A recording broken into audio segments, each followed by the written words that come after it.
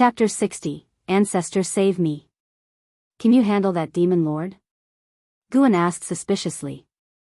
Leah laughed triumphantly. I have already reached the core formation stage, don't underestimate me. In the Supreme Sect, the core formation realm is just an inner sect disciple. Can you really match up to the demon lord? You brat, I came here specifically to protect you, and you're still complaining? I'm afraid it'll be like that time when you charged out to deal with the demon of greed and got injured and fell. Can we not bring that up? The two started bickering, but Guan wasn't really angry. Leah could feel that Guan's concern was out of a good heart, not wanting to burden him. Little did he know that Guan wasn't worried about being a burden, but about being a hindrance. Brother, if the demon lord comes and you're by my side, I won't be able to act. Guan couldn't express his true thoughts, and since Leah insisted on staying, he had to let it be. By the way, have you seen junior brother Lu recently? Guan asked. Leah shook his head. I haven't seen him. I used to run into him, but he joined the demon extermination hall, and I don't get along with the elders there, so we haven't kept in touch. Talking about this, his expression turned indifferent.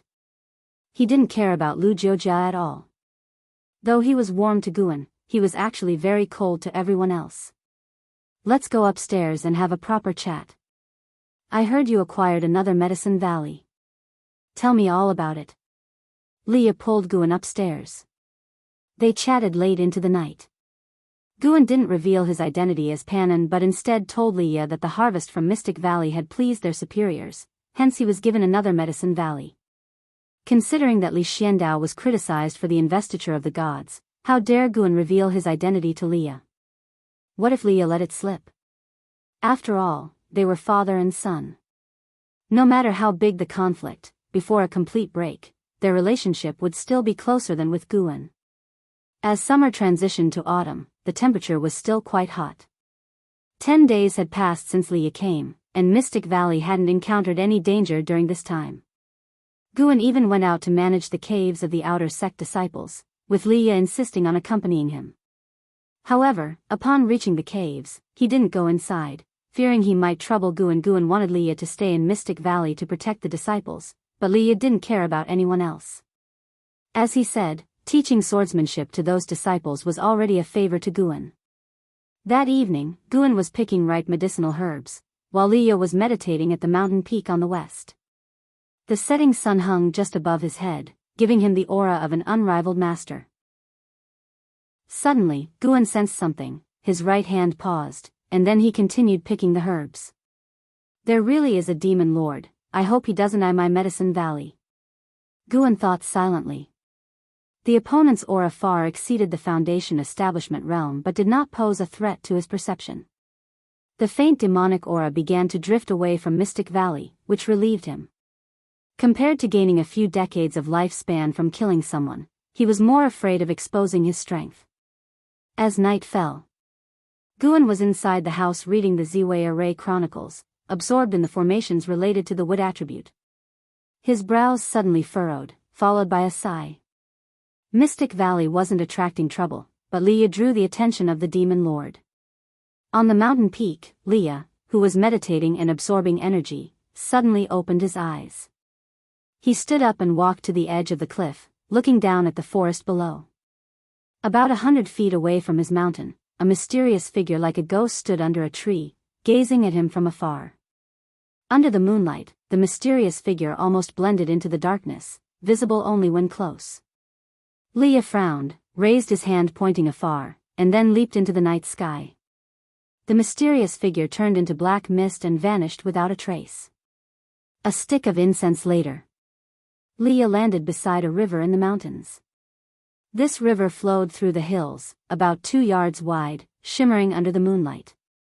As soon as he landed, a mass of black mist appeared out of thin air on the meadow across the river, forming into a human figure. Leah asked, "You're not the demon lord of the Heavenly Extinction Sect? You seem to know me?" The mysterious figure responded in a hoarse voice, "Prince Leah, inheritor of Jizha's first sword cultivator's divinity transformation sword intent, meeting you is quite a pleasant surprise."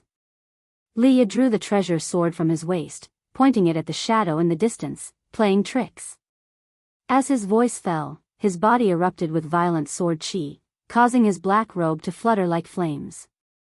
7 silver sword shadows swiftly formed around him, shining brightly under the night sky. You dare defy me, a core formation stage? The mysterious figure snickered disdainfully. He again turned into demonic chi and vanished, reappearing behind Li Ya almost instantly. Li Ya's pupils contracted. He leaped up, turning his body to slash backward. The 7 silver sword shadows swiftly shot towards the mysterious figure. Boom! Boom! Boom! The silver sword shadows hit the ground one after another, stirring up billowing dust, causing nearby trees to shake violently. Li Ya, still in mid-air, hadn't seen whether the mysterious figure was hit when a strong wind swept past, sending him flying horizontally. Li Ya plummeted into the forest like an arrow, crashing through trees for several hundred feet before he finally came to a stop. As the dust settled, Li Ya, covered in blood, leaned against a tree trunk, which was filled with cracks and still trembling. The mysterious figure appeared in mid-air, looking down at Li Ya. Boy, having just reached the core formation stage, you dare to oppose me? Do you know my realm? Li Ya struggled to raise his head, seeing his vision stained with blood. Damn it, Li Ya gritted his teeth, trying hard to stand up but to no avail. Sigh, why do you always get hurt, boy? You're not just risking your own life, you're putting your ancestor's life in danger too. An aged voice sounded in Li Ya's mind, full of helplessness. The mysterious figure raised his right hand, aiming at Li Ya from a distance, surrounded by demonic chi and shrouded in darkness, not revealing his true face. Just as he was about to speak, a hand engulfed in demonic chi pressed on his shoulder, making him freeze entirely. In an instant, branches sprouted from his body, mixed with blood, blooming like a flower in the air. The demonic chi dispersed, revealing a middle-aged man, his outer sect elder robes pierced by branches, his ferocious face showing an expression of disbelief. He turned his head, catching a glimpse of a purple-black figure standing behind him. Demon Shadow Divine Skill, you. The middle-aged man trembled. Li Ya's eyes widened angrily. Elder Qin, why is it you? Before Elder Qin could respond, the storage bag at his waist was taken by the person behind him. Immediately, the branches on his body ignited with green fire, quickly burning him to ashes, taking both body and soul. The purple-black figure stood in mid-air, maintaining the posture of grabbing Elder Chen's shoulder. Li Ya below felt immense pressure, knowing that Elder Chen was a great cultivator of the nascent soul realm, yet he was swiftly wiped out without the ability to resist. Void Crossing Realm. At least above the 5th layer. The aged voice in Li Ya's mind turned serious. The words, Void Crossing Realm, made Li Ya's heart pound. The night forest fell into silence, Li Ya's heart in his throat, ready to defend against the opponent's attack at any moment. He screamed in his mind, Ancestor, save me. After a few breaths, the purple-black figure vanished without a trace, leaving Li Ya shivering, looking around frantically. He's gone. He must have weighed something. The aged voice reassured in Li Ya's mind, easing his tension. Brat, forget about Guan. Go to the inner sect immediately.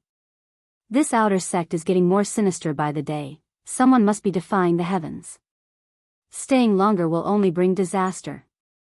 The aged voice turned stern, while Li Ya remained silent. In Mystic Valley's pavilion, Guan looked at the storage bag in his hand, sighing softly. Senior brother Li, I'm sorry. If I don't injure you a bit, you'll never leave here.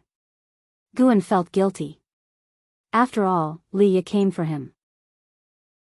Although Elder Chen clearly intended to capture Li Ya, if he directly went to the inner sect, there wouldn't be further trouble. He decided to give Li Ya more medicinal herbs when he returned. Slaying Elder Chen gained him 37 years of lifespan, neither too much nor too little. He began to examine Elder Chen's storage bag, sweeping it several times with his divine sense to extract and destroy any potentially dangerous items. By dawn, Li Ya finally returned. He had changed into clean clothes, looking as if he hadn't experienced a fierce battle. Guan met him downstairs and asked, Senior brother Li, why do you look unwell? Li Ya forced a smile, I had a minor mishap while practicing last night. It's nothing serious. Guan furrowed his brows and dragged him upstairs, taking out dozens of bottles of elixirs, claiming he had stocked them up. Leah asked in surprise, "Junior brother Gu, what is this? You came back from outside the valley looking unwell.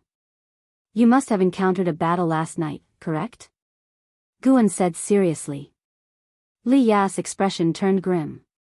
He took a deep breath. "I did encounter a demon cultivator last night and got injured. Junior brother Gu, you should move to the inner sect Medicine Valley.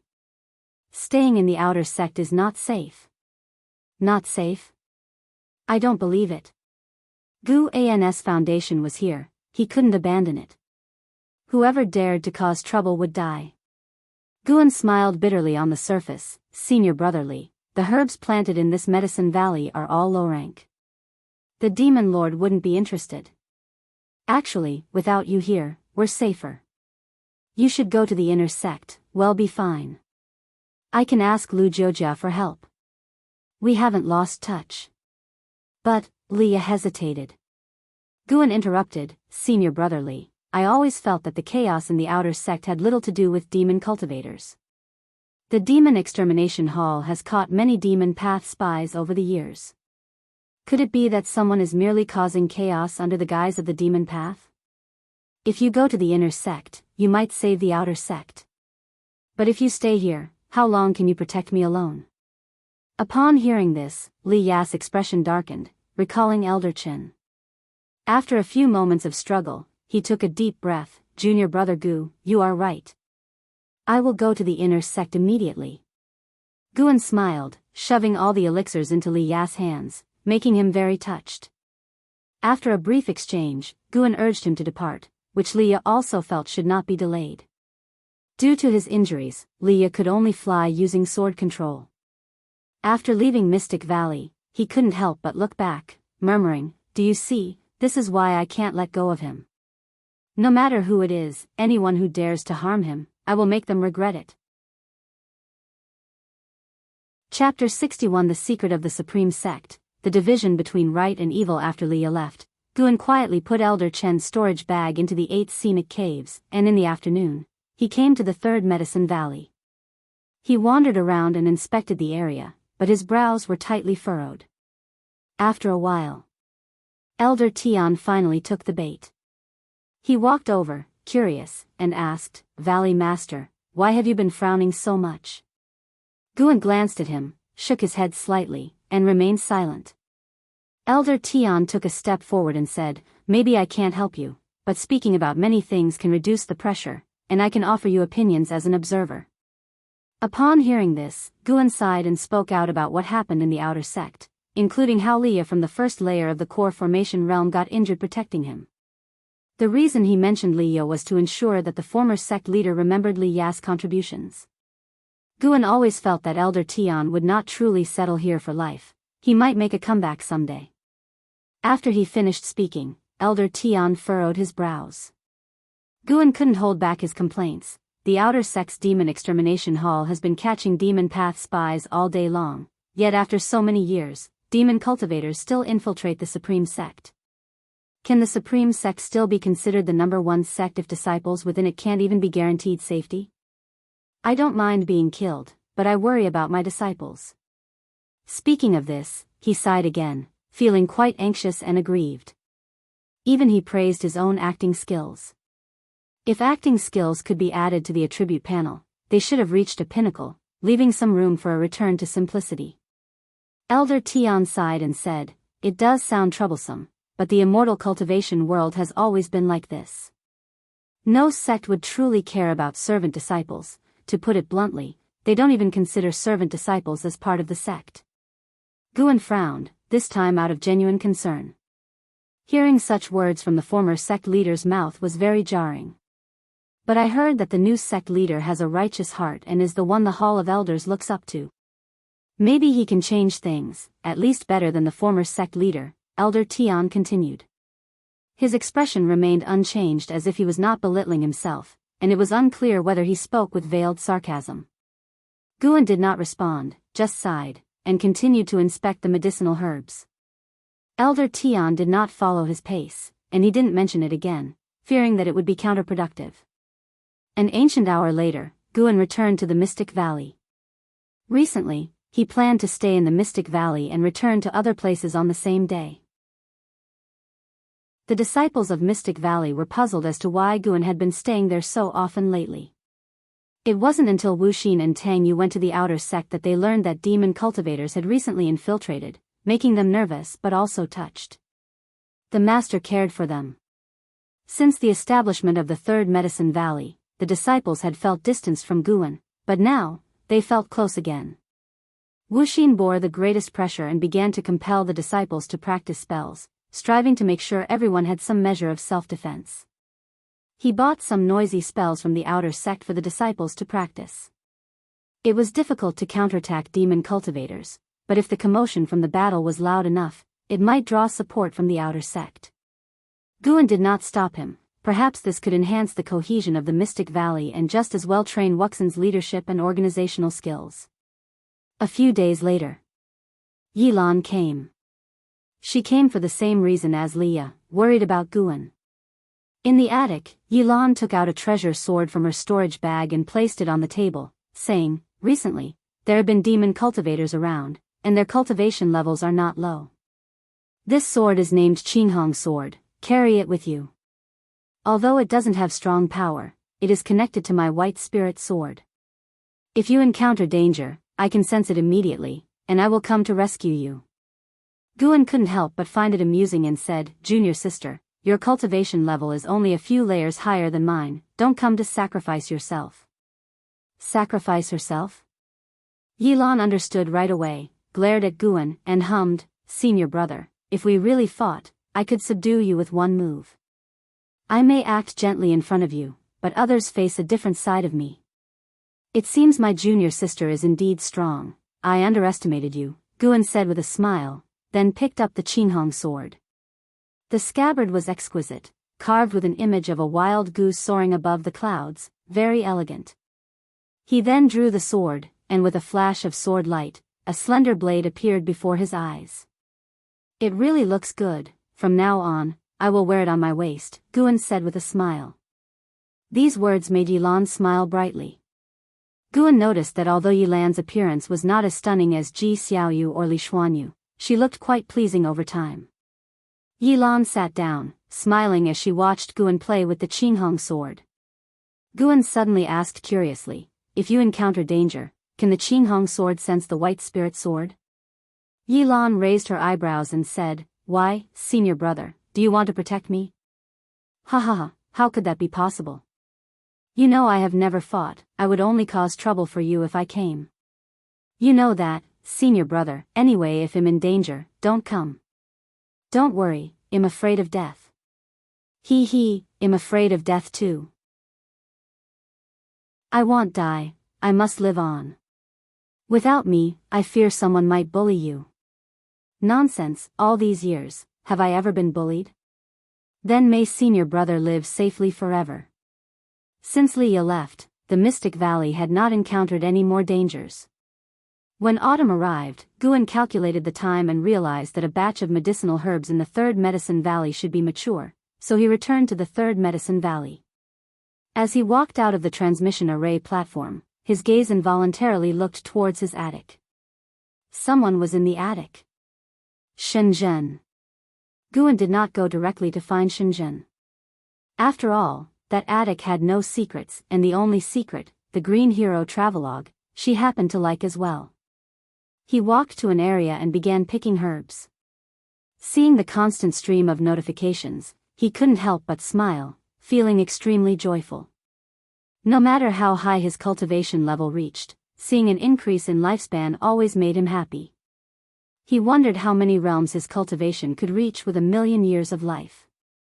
He had searched through all the books in the Outer Sex book collection hall but had found no record of ascension, and no one knew the true extent of this world. The bigger the world, the higher the realms must be. Just the Supreme Sect had great cultivators in the Void Crossing realm. The true inheritor who was traveling might have surpassed the Void Crossing realm, but still couldn't be invincible in the world.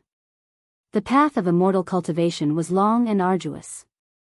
Guan picked herbs while his mind wandered. After he finished picking, he turned and walked towards the attic. When he passed by Elder Tian said, "Ms. Shen has come looking for you several times." Guan nodded slightly, then continued walking. Elder Tian hesitated for a moment and said, "I have told Elder Gu Zong about what you mentioned. Perhaps the situation in the outer sect can be improved." Hearing this, Guan looked back at him with a smile and said, "Elder Tian, see, everyone has their use. You always say you're ready for the grave, yet you can help thousands of disciples in the outer sect. Thank you." Guan raised his hand in salute and then turned and left. Elder Tian pondered deeply, murmuring to himself, "Everyone has their use, on the other side." Guan went upstairs and pushed the door open, seeing Shenzhen sitting at the desk, writing. She still wore black clothes, her face covered by a black veil, her long hair coiled into a bun, with 2 strands of hair swaying on either side of her face, giving her eyes a gentle and serene beauty. Shenzhen didn't lift her eyes, as if she didn't see Guan enter. Guan walked over, circling to her side, trying to see what she was writing. At that moment, she calmly set her pen down and put away the paper. But Guan, who had already seen part of the content, had a strange expression, hesitating to speak. Shenzhen stood up, tucked the paper into her sleeve, walked to the side, and kept her distance from Guan, smiling. "I came looking for you several times, but you were never here. Is that outer sect Medicine Valley so captivating?" Guan responded helplessly, "Recently, the outer sect is unsafe. I can't bring all my disciples away, so I have to stay and protect them since my cultivation level is higher than theirs." The reason he revealed this was to hope she would pass on the message upwards. The more people spoke, the more strength and hope there would be. With your current achievements, not to mention entering the inner sect, even going to the main city of the Supreme Sect shouldn't be difficult. Why not focus on writing books instead of dealing with these trivial matters? Shenzhen asked curiously. Guan replied, "You are the holy daughter of the Dao Tian sect, possessing resources unattainable by ordinary people. Why not focus on cultivating, but instead indulge in music, chess, calligraphy, and painting?" Shenzhen fell silent. Guan then began tidying up the desk. After a while, Shenzhen sighed, as expected of the person who wrote the Supreme Immortal Venerable. "Indeed, only you can truly understand me in this world. If you die, I will not only lose a book to read but also a confidant. No, I can't let you die. Let me tell you a secret." She raised her sleeve and the door closed with a wave. Sheets of talisman paper flew out from her sleeve, sticking to the doors and windows. Guan curiously looked at her, wondering what secret could save his life. Within the Supreme Sect, some people want to practice demon skills to break through to higher cultivation levels, to prepare for the future demon calamity. But whether these skills are viable is yet unknown, so they are using the outer sect cities as a trial. This matter cannot be done openly as it would tarnish the reputation of a reputable sect, so they use the guise of capturing demon cultivators to cover it up, Shenzhen said calmly, her eyes becoming exceptionally indifferent. Guan frowned and asked, "How do you know this?" Shenzhen replied, "Because the Dao Tian sect is also trying this. Sacrificing some lower-level disciples to ensure the sect's eternal existence is an accomplishment for generations." Hearing this, Guan felt extremely uncomfortable. What demon skill requires sacrificing disciples? Guan asked. In the world, immortal cultivation is said to defy heaven, but the higher the cultivation level, the more one can feel heavenly destiny. These demon skills are meant to help those great cultivators who can no longer break through to shatter their heavenly destiny. In short, you should give up on the Medicine Valley outside. Staying there does you no good because you are Panin. They fear you might write something, so they don't dare tell you. Don't say I told you, Shenzhen stated. Her words made Guan fall silent. The distinction between righteous and demon seemed absurd at that moment. Shenzhen's eyes curved into a smile as she asked, "By the way, how do you feel about what you saw earlier in my book?" Guan's expression turned odd again. He seriously said, "Actually, Green Hero Travelogue has its flaws. Some things are not necessary to learn. Why can't they be learned? Those are the most genuine confrontations, reflecting the truest human emotions. Do you really have to write about them? Yes. But can you change the protagonist's name, so he isn't called Guan? Chapter 62, Preparing to Break Through, Immortal Slaying Sword Array, What Are You Afraid Of? There's more than one Guan in this world. Unlike you, I can't just make up characters. I need to recognize someone to be able to write a story. In my eyes, you are the most fitting for the male protagonist. The only flaw, as far as I know, is your low cultivation level. Shenzhen spoke earnestly, causing Gu An's face to twitch. Is this a compliment? Why does it sound like a personal attack? If I were to reveal my cultivation level, even your father wouldn't be able to match it. Guan continued to persuade, but Shenzhen stubbornly refused to change the name. In the end, Shenzhen proposed to exchange her name for a secret book, to which he could only agree. After Shenzhen left, Guan stayed in the attic, flipping through the book she had given him. Mystic Sound Art. This was a spell of sound, capable of harming the internal organs or confusing the enemy's senses. It was quite comprehensive. Guan happened to lack such spells and could further develop in this area in the future. Once he had read the mystic sound art through once, he put it into his storage bag and then got up to leave. A month later, Guan arrived at Outer Gate City. He first went to the Elixir Hall to submit this year's harvest. Elder Zhu Qinglu received him, and he noticed Zhu Qinglu looked fatigued and had a trace of demonic qi churning inside him, similar to Lu Jiujia. Elder Zhu, you don't look well. What's the matter? Guan asked. He didn't understand how the demon skill of the outer sect was cultivated. Some people went missing. But this time, upon arriving at Outer Gate City, he found that many disciples hiddenly had traces of demonic qi within them. These disciples were almost all from different halls, not ordinary disciples. Was it collusion or a setup? He couldn't tell, and Shenzhen didn't say much either. Zhu Qinglu smiled. Cultivation, nothing serious. Don't you have a medicine valley in the inner sect? Move there quickly, don't stay in the outer sect. Lately, demon cultivators are rampant, and it's too dangerous outside. Guan cautiously asked, many people have told me the outer sect is very dangerous right now. If it's so dangerous, why don't they send more people to eradicate the demons? Also, what is the area under construction in the city? It's taking up nearly a quarter of the city. Just arriving at Outer Gate City, he saw numerous disciples laying stones in the center of the city. Those stones were not mortal stones, they all contained spiritual energy. To him, it seemed like a huge sacrificial platform was being set up. Zhu Qinglu nonchalantly said, naturally, those above have their considerations. We can't speculate. The best we can do is to protect ourselves as best as we can. As for the construction in the city, it's an array platform, which can protect the outer sect in the future. Looking at him, Guan felt he didn't seem like a good person and probably knew the inside story and even benefited from it. Guan didn't ask further. After a few courtesy exchanges, he left. After leaving the Elixir Hall, Guan stood on the street, looking at the array platform under construction from afar. The sky was covered with dark clouds, and the once bustling and sunny Outer Gate City appeared so gloomy, as if it were a land of the demon path. Guan stood still for a long time before turning to leave. The autumn wind swept through the streets, fluttering his clothes.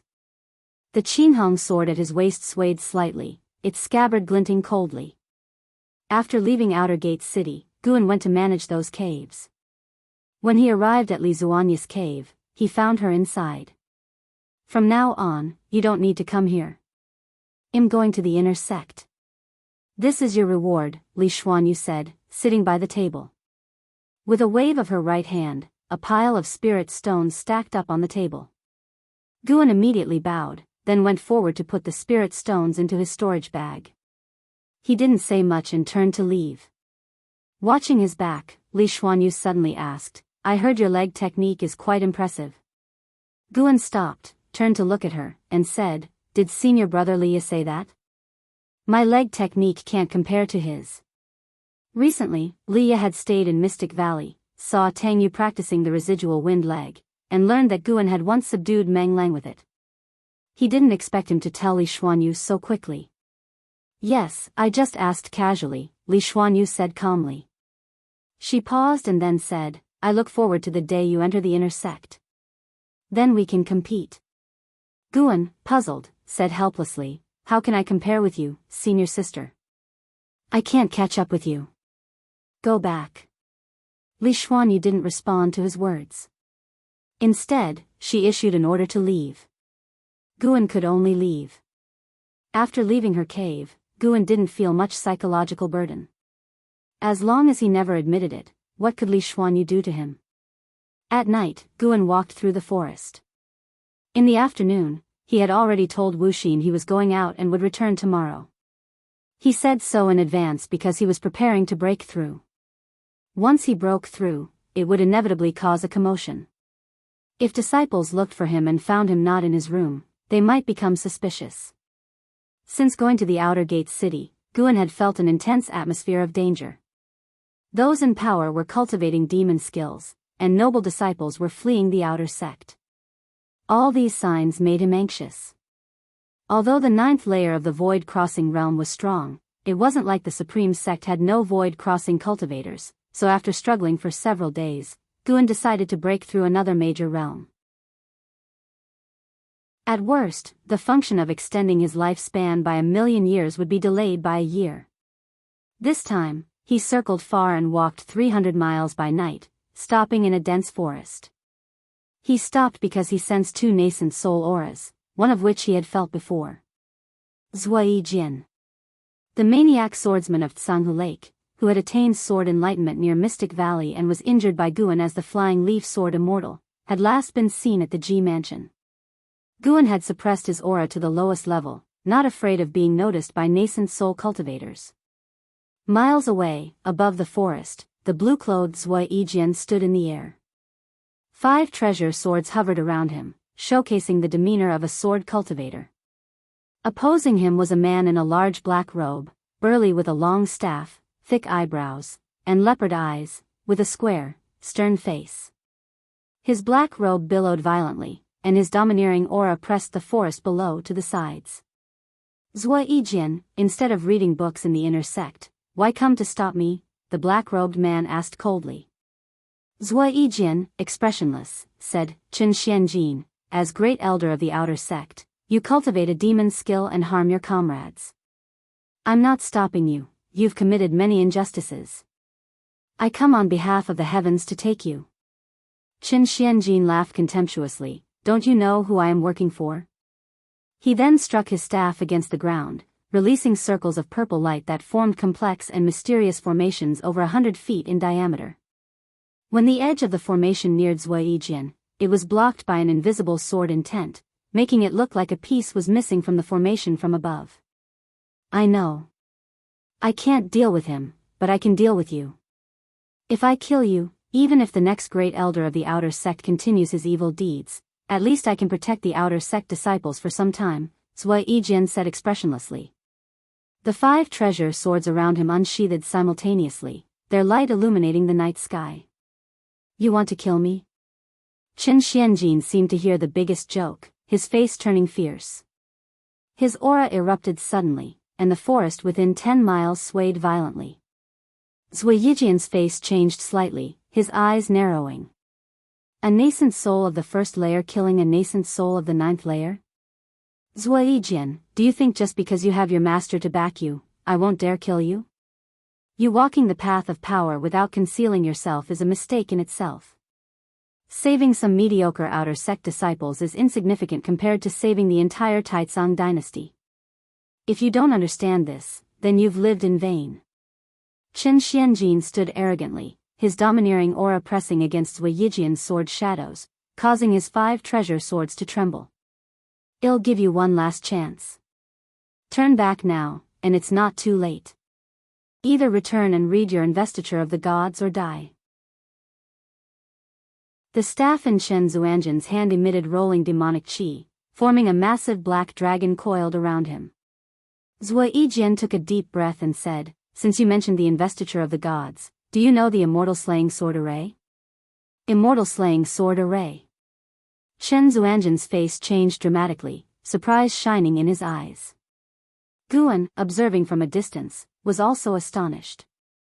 A single vital breath, 3 divisions, law from the kettle, bind the vast void, Zui Yijin chanted, his treasure swords trembling violently, quickly dispersing to form an array with a fierce aura reaching the heavens. Guan, standing under a tree, was stunned.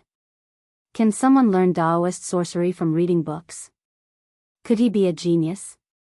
Chen Xianjin was also frightened and immediately cast a spell to attack. A fierce battle was about to erupt. The earth shook, trees fell. Guan stood unmoved, his pupils reflecting the sword light, tightly watching Zui Yijin's figure. After 10 breaths, the battle ended. Guan let out a sigh of relief. That scared me to death. Guan truly thought Zui Yijin had learned the immortal slaying sword array from the investiture of the gods. If that were the case, wouldn't it mean the investiture of the gods was real? That would be remarkable. Zui Yijin used his self-created swordsmanship, indeed powerful, enough to contend with a great cultivator of the 9th layer of the nascent soul realm, but he didn't last long. The clouds scattered, turning the forest into wasteland, dust rising. Chen Xianjin hovered in the air, gasping, face full of lingering fear, eyes scanning the dust below. He knew Zui Yijin wasn't dead yet and frowned deeply, conflicted. Though he wanted to kill Zui Yijin, reason told him that killing him might cause trouble. Though a nascent soul cultivator, in the supreme sect, he was still a pawn. At this moment, a piercing sound approached, startling Chen Xianjin, who looked quickly and his pupils dilated. A cold light sped from the horizon, dispelling the dust and raising numerous leaves, like a sword cutting through time itself. In the ruins, Zui Yijin sensed something, instinctively opening his eyes. The dust above rapidly dispersed, the night sky reflected in his pupils, and amid the darkness, a bright light shone brilliantly. It's him. Zui Yijin's eyes widened, witnessing a leaf surrounded by sword chi pierced Chen Xuanzhen's chest, blood scattering in the night sky. At this moment, Zui Yijin understood. The flying leaf sword immortal hadn't harmed him maliciously but was guiding him, otherwise, how could he have survived? Now, the flying leaf sword immortal saved him, making him both delighted and ashamed. Who exactly was this senior? Chapter 63 Breakthrough to the Unification Realm. After being pierced through the chest by a leaf surrounded with sword chi, Chen Xuanzhen's spiritual power collapsed within his body. His eyes widened, and he was scared out of his wits. He immediately emitted his nascent soul and fled toward the sky. In the shaking forest, Guan quietly watched Chen Xianjin escape. He intentionally did not kill Chen Xianjin, killing him would only gain him 20 or 30 years of life. It was better to let him return to intimidate the people behind him. Even if he killed Chen Xianjin now, someone else would take his place. It would not solve the root problem. If he could not intimidate them and they threatened his mystic valley, Guan would have to take matters into his own hands. Under the black night, Guan's gaze was so cold. He turned and quickly disappeared into the forest. Among the ruins, Zui Yijin struggled for a long time before he managed to stand up. He was covered in blood and dirt, looking extremely battered. He called out loudly for the seniors, but no one responded. He had to sit cross-legged and cultivate his energy to heal on the spot. Meanwhile, Guan moved quickly, traveling thousands of miles before he finally stopped. He was still hiding in the forest. He lifted his robe, sat down in front of a tree, and then summoned his attribute panel. Seeing his over 100,000 years of lifespan, he took a deep breath. The void crossing realm's tribulation crossing, who knew how many times he would fail? But he had already made up his mind. No matter how many times he failed, he must break through. Otherwise, he would not feel secure. First, invest 10,000 years of lifespan. You invested 10,000 years of lifespan into your cultivation level for evolution and cultivation. You cultivated energy absorption for 100 years. You used the great accomplishment of Yang with primordial skill to forcibly break through to the unification realm and started the tribulation crossing. You did not withstand the 5 elements God, thunder, heavenly tribulation and failed. You cultivated energy absorption for 400 years. You used the great accomplishment of Yang with primordial skill to forcibly break through to the unification realm and started the tribulation crossing. You did not withstand the 5 elements God, thunder, heavenly tribulation and failed. The failures began to pile up. Every 300 years, he attempted a tribulation crossing. No wonder the Supreme Sect cultivated demon skills to break through heavenly destiny. This realm was truly difficult to break through. After 10 consecutive failures, Gu An's heart began to tremble. Is it this difficult? He had cultivated the infinite traceless mystic heaven step, great yin-yang transformation, and mastered 2 divine skills, yet it was still so hard to cross the tribulation. Guan noticed that most of his tribulations were related to the 5 elements. Could it be that his tribulations were much harder than others? After core formation, Liu once said that tribulations are categorized. Different cultivators face different tribulations, mainly related to their aptitude and cultivation techniques. Gu An's eyes sharpened. No matter how difficult it is, he must succeed. The heavens don't fail those who pay with lifespan. You cultivated energy absorption for 5,400 years. You used the great accomplishment of Yang with primordial skill to forcibly break through to the unification realm and started the tribulation crossing. You did not withstand the 5 elements God, thunder, heavenly tribulation and failed. You cultivated energy absorption for 5,700 years. You used the great accomplishment of Yang with primordial skill to forcibly break through to the unification realm and started the tribulation crossing. You did not withstand the 5 elements God, thunder, heavenly tribulation and failed. The failure prompts kept coming. Guan hurriedly checked his attribute panel, looking at his lifespan. He felt a bit relieved. He still had confidence. However, even after 10,000 years had passed, he had not succeeded. His mentality almost broke. He hurriedly invested another 1,200 years. Failure. Failure. Failure. Failure. Gu An's eyes turned red. He invested another 1,200 years. Failure. Failure. Success. You cultivated energy absorption for 900 years. You used the great accomplishment of Yang with primordial skill to forcibly break through to the unification realm and started the tribulation crossing. You withstood the 5 elements God, thunder, heavenly tribulation and succeeded. You broke through to the first layer of the unification realm. You cultivated energy absorption for 1,200 years. Your cultivation level has increased. It was a success. Guan let out a long breath. It took him 12,400 years to succeed. Although the lifespan consumed by the evolution of lifespan surpassed real-world cultivation, he still felt the pressure. The unification realm was already like this, what about the realms afterward? But then he thought, considering his initial aptitude, reaching the unification realm before 50 was incredible. It was not lifespan being consumed, just numbers. Guan adjusted his mindset, activated the lifespan barrier, and prepared to enjoy the improvement in his cultivation level. Spiritual energy began to seep out of the ground, appearing at a visible speed. In less than 3 breaths, the ground appeared in a cyan wave, which was would attribute spiritual energy. Spiritual energy surged into his body, stirring up a whirlwind around him. The momentum began to grow larger. Guan felt that this time's commotion would surpass previous ones. Although it seemed like only breaking through one realm, the spiritual energy required for this one realm was incomparable to previous realms. As spiritual energy entered his body, Gu An's cultivation level began to rise, and at the same time, insights into the unification realm emerged in his mind, as if he had truly experienced years of cultivation.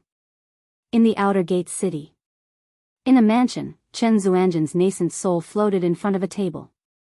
His face was gloomy, and he stared intensely at the ancient bronze mirror in front of him. Soon, a blurry face reflected in the mirror, and a cold voice emerged. So late, what do you want to see me about? I was almost killed by the flying leaf sword Immortal, and Zuijian, he stopped our grand plan. Qin Xianjin gritted his teeth, his tone filled with unwillingness and a trace of fear. Being pierced by that flying leaf gave Qin Xianjin a feeling of facing death. He was extremely scared now.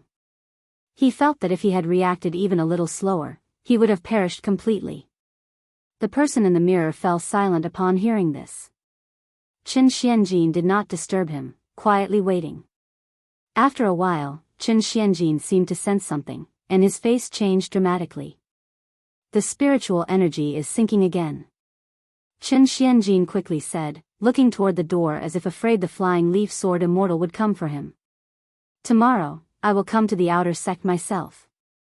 The person in the mirror said, and with these words, the image in the mirror disappeared. Qin Xianjin turned to look outside the window. The clouds in the sky gradually covered the bright moon, as if doom was descending, making his heart even more fearful. Not only did he feel the sinking of spiritual energy, but the entire outer gate city was also alarmed. More and more disciples flew into the sky. Recently, demon cultivators ran rampant, with disciples disappearing from time to time. Tonight, with the sudden sinking of spiritual energy, who would not panic? Yilan flew toward the law enforcement hall. Along the way, she encountered Lu Jiujia flying on his sword from the opposite direction. Both stopped simultaneously.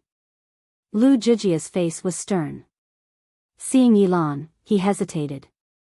Yilan's expression remained cold. Is this your doing again? Lu Jiujia shook his head. No, the demon extermination hall has already ordered a state of vigilance. This time it might really be a demon cultivator invasion.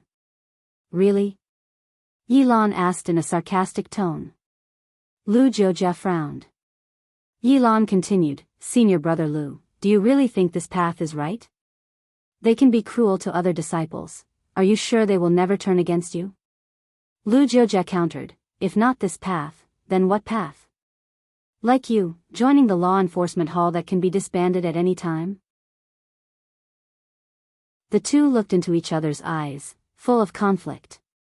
Eventually, they brushed past each other without saying more harsh words. Dark clouds swirled, and a huge inverted vortex appeared in the night sky, vast and wide. The forest below undulated like waves, extremely oppressive. In a forest, in a hidden spot where no one could see, Guan was still sitting in meditation. An entire hour had passed, but his cultivation level was still increasing, not yet breaking through to the unification realm. The spiritual energy needed for the unification realm was truly enormous, far beyond Guan's expectations.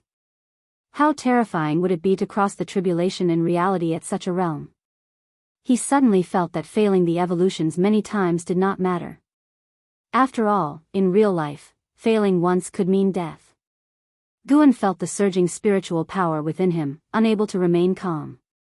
Having such massive spiritual power at the unification realm, what kind of power would a true immortal possess? He fell into infinite reverie. Earth spirit energy frantically poured into his body, and green waves of spiritual energy emerged from the ground. It felt as if he was in an ocean. Outside the lifespan barrier, the forest shook violently. More and more cultivators flew over Guan's head, but no one noticed his presence. The effects he caused were not limited to this. Accurately, the whole supreme sect was affected. The forests outside all outer cities were shaking, causing the cultivators of supreme sect to feel anxious. This was not the first time Guan had experienced this, so he was not panicking. On the contrary, he found it somewhat amusing. They want to cultivate demon skills and sacrifice outer disciples, let's see how panicked they become. Guan was dissatisfied with the notion of sacrificing a few to save many. Not because he was particularly honorable, but because he was among those being sacrificed. Time continued to pass. More and more cultivators flew over Guan's head, and he kept using the lifespan detection. More than 10 divinity transformation realm cultivators had passed by, and he even saw void crossing realm cultivators. Indeed, the supreme sect was full of hidden experts. With more and more void crossing realm cultivators passing by, Guan even spotted an ancient ancestor. The demeanor of the patrolling ancient ancestor was extremely strong, unlike the gentleness shown toward Guan. The overwhelming pressure made all things tremble. This night was destined to be restless. Another half an hour passed, and Guan finally broke through to the unification realm, transforming his entire perception. He felt that his body and his primordial spirit were more in harmony. The process of his primordial spirit emerging from the body became much easier, and his control over both his body and primordial spirit had greatly improved compared to before. This feeling was so wonderful, so much so that he could not describe it. After reaching the unification realm, Guan's spiritual power also began to change, becoming stronger and more abundant. The range of his divine sense increased tremendously, but he did not intentionally search, fearing he might disturb the great cultivators passing overhead. The number of void-crossing realm great cultivators had already exceeded 10. Guan even saw a great cultivator with the Ji surname. No wonder the Ji family dared to open a mansion in the supreme sect. This person had not appeared during Ji Xiaoyu's banquet before. A little more than half an hour later, Guan's spiritual power growth began to slow down. This indicated that the breakthrough was near its end. Guan's mind gradually calmed down. This lifespan barrier already consumed more than 1,000 years, but he did not feel any regret. After all, the barrier helped him avoid detection by over 100 great cultivators. The great cultivators he identified were at least at the nascent soul realm. And this was just one direction of the supreme sect. How many great cultivators would there be when counting those overseeing the other 7 outer gate cities? What reassured Guan was that he did not see any unification realm great cultivators for the time being. Although this could not completely prove that the supreme sect did not have any unification realm great cultivators, it at least indicated that the unification realm was at the top level within the supreme sect. Chapter 64, Heavenly Repair Platform. Mysterious big formation. The morning sun pierced through the mountains and rivers, swept over the outer gate city, and countless disciples were flying in and out, busy and oppressed. In a mansion, Chen Zuanjin's nascent soul floated inside the hall.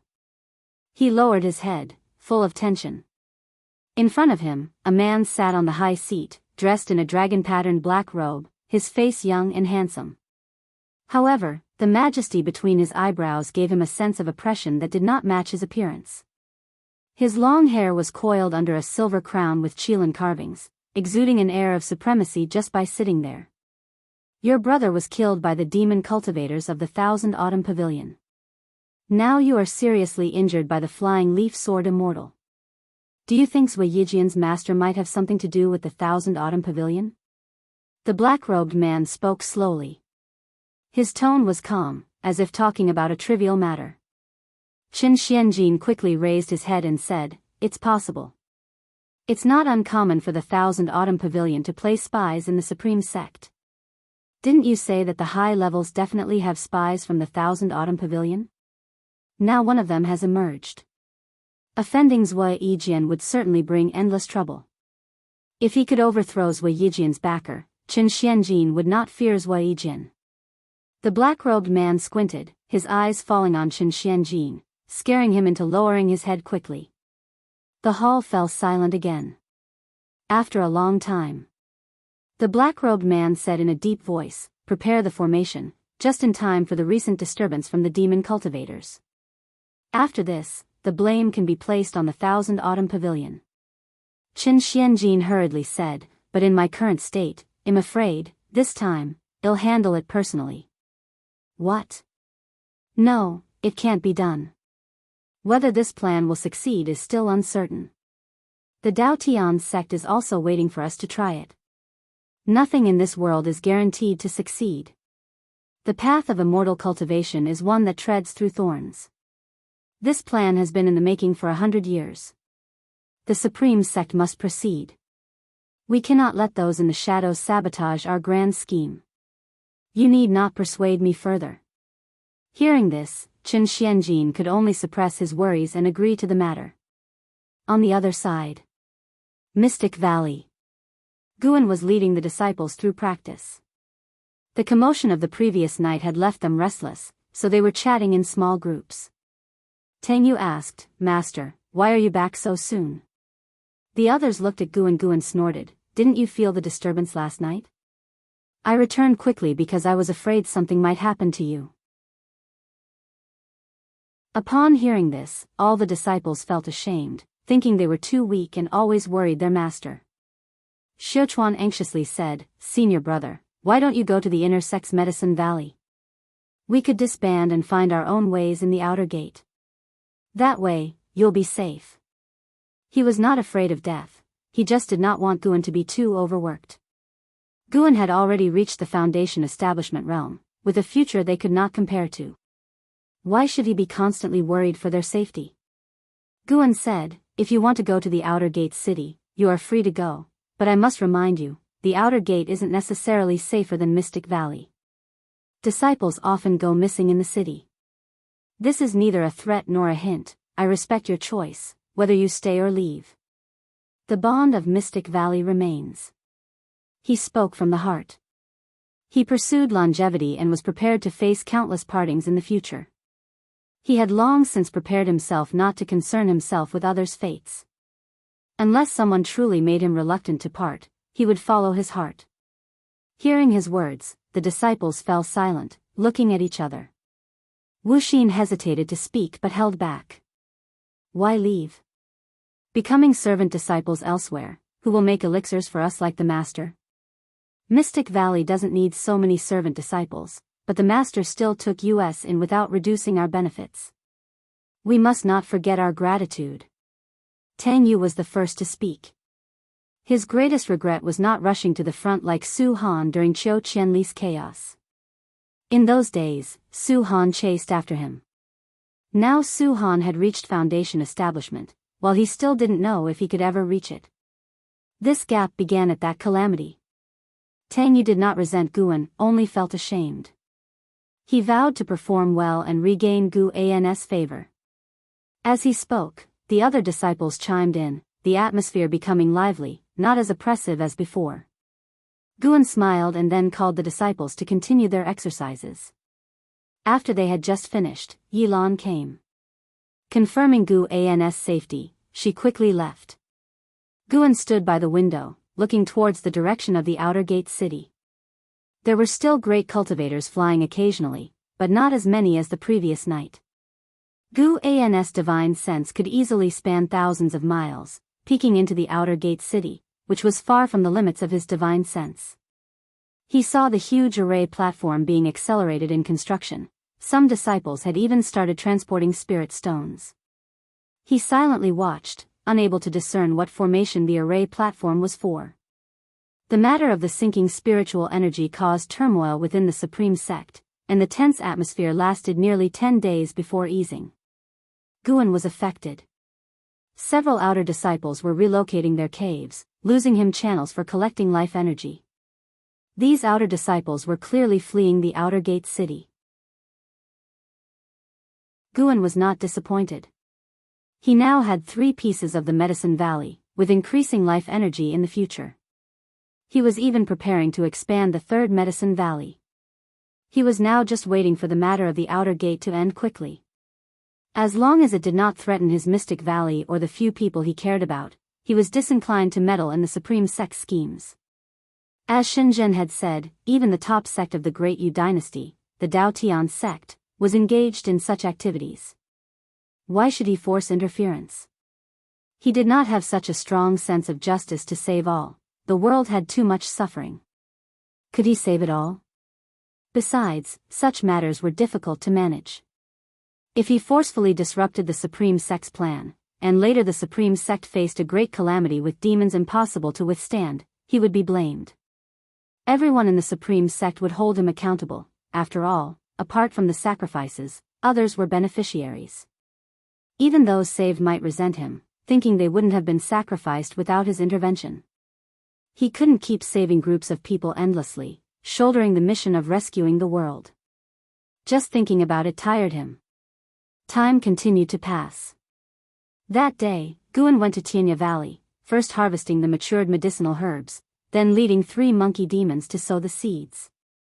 Luo Han walked over from behind and said, "A month ago, the Earth's spiritual energy sunk, many great cultivators from the Supreme Sect patrolled everywhere, and someone even passed over Qinghong Valley. What exactly happened in the Supreme Sect? Guan casually responded, it seems there was an invasion by demon cultivators. By the way, Leah was injured by demon cultivators earlier and is now recuperating in the inner sect. Luo Han frowned deeply at this news, then turned and left, walking into the mountains and forests.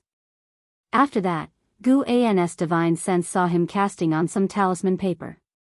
Once his spiritual power poured into it, the talisman paper burned into ashes quickly. Guan, already at the unification realm, could sharply detect a trace of Luo Han's spiritual power fleeing towards the sky, moving at an incredible speed. It seemed Luo Han was informing Li Xiandao. Guan didn't think much about it, continuing his sowing. After sowing was done, he gave some instructions to the 3 monkey demons before leaving Qinghong Valley.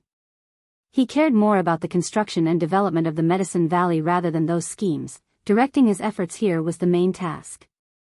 Thick clouds covered the sky, and the outer gate city was crowded. Su Han and Jin Qin stood before a stone stele. Su Han read, Heavenly Repair Platform. Following Jin Qin's gaze, they saw an imposing array platform dozens of miles long and wide ahead of them. Statues of ancient immortals stood at the edges in various postures. In the center of the Heavenly Repair Platform stood 100 Shanghai stone pillar, square and engraved with complex veins resembling human meridians, exuding mysterious signs. Senior brother, what is the purpose of this Heavenly Repair Platform? Why did the sect summon all the outer disciples back, and why must we gather on the platform tomorrow? Jin Qin asked, her brows furrowed with dissatisfaction. Su Han looked at the Heavenly Repair Platform, speaking softly, I don't know either. It might be related to the spiritual energy sinking a month ago. The streets behind them were bustling with people. Many disciples stopped to discuss the Heavenly Repair Platform, equally perplexed. Many disciples witnessing it for the first time were amazed by the size of the platform. How strong would the formation be if such a large array platform were activated? Unable to get an answer, Jin Qin turned her head in another direction and briefly saw a familiar figure. But upon closer inspection, she saw no one, as if she had mistaken. Strange, Jin Qin muttered. Not far away, in a crowd of people, Jiang Qiong walked forward in a blue dress, her eyes sideways towards the Heavenly Repair Platform, expressionless.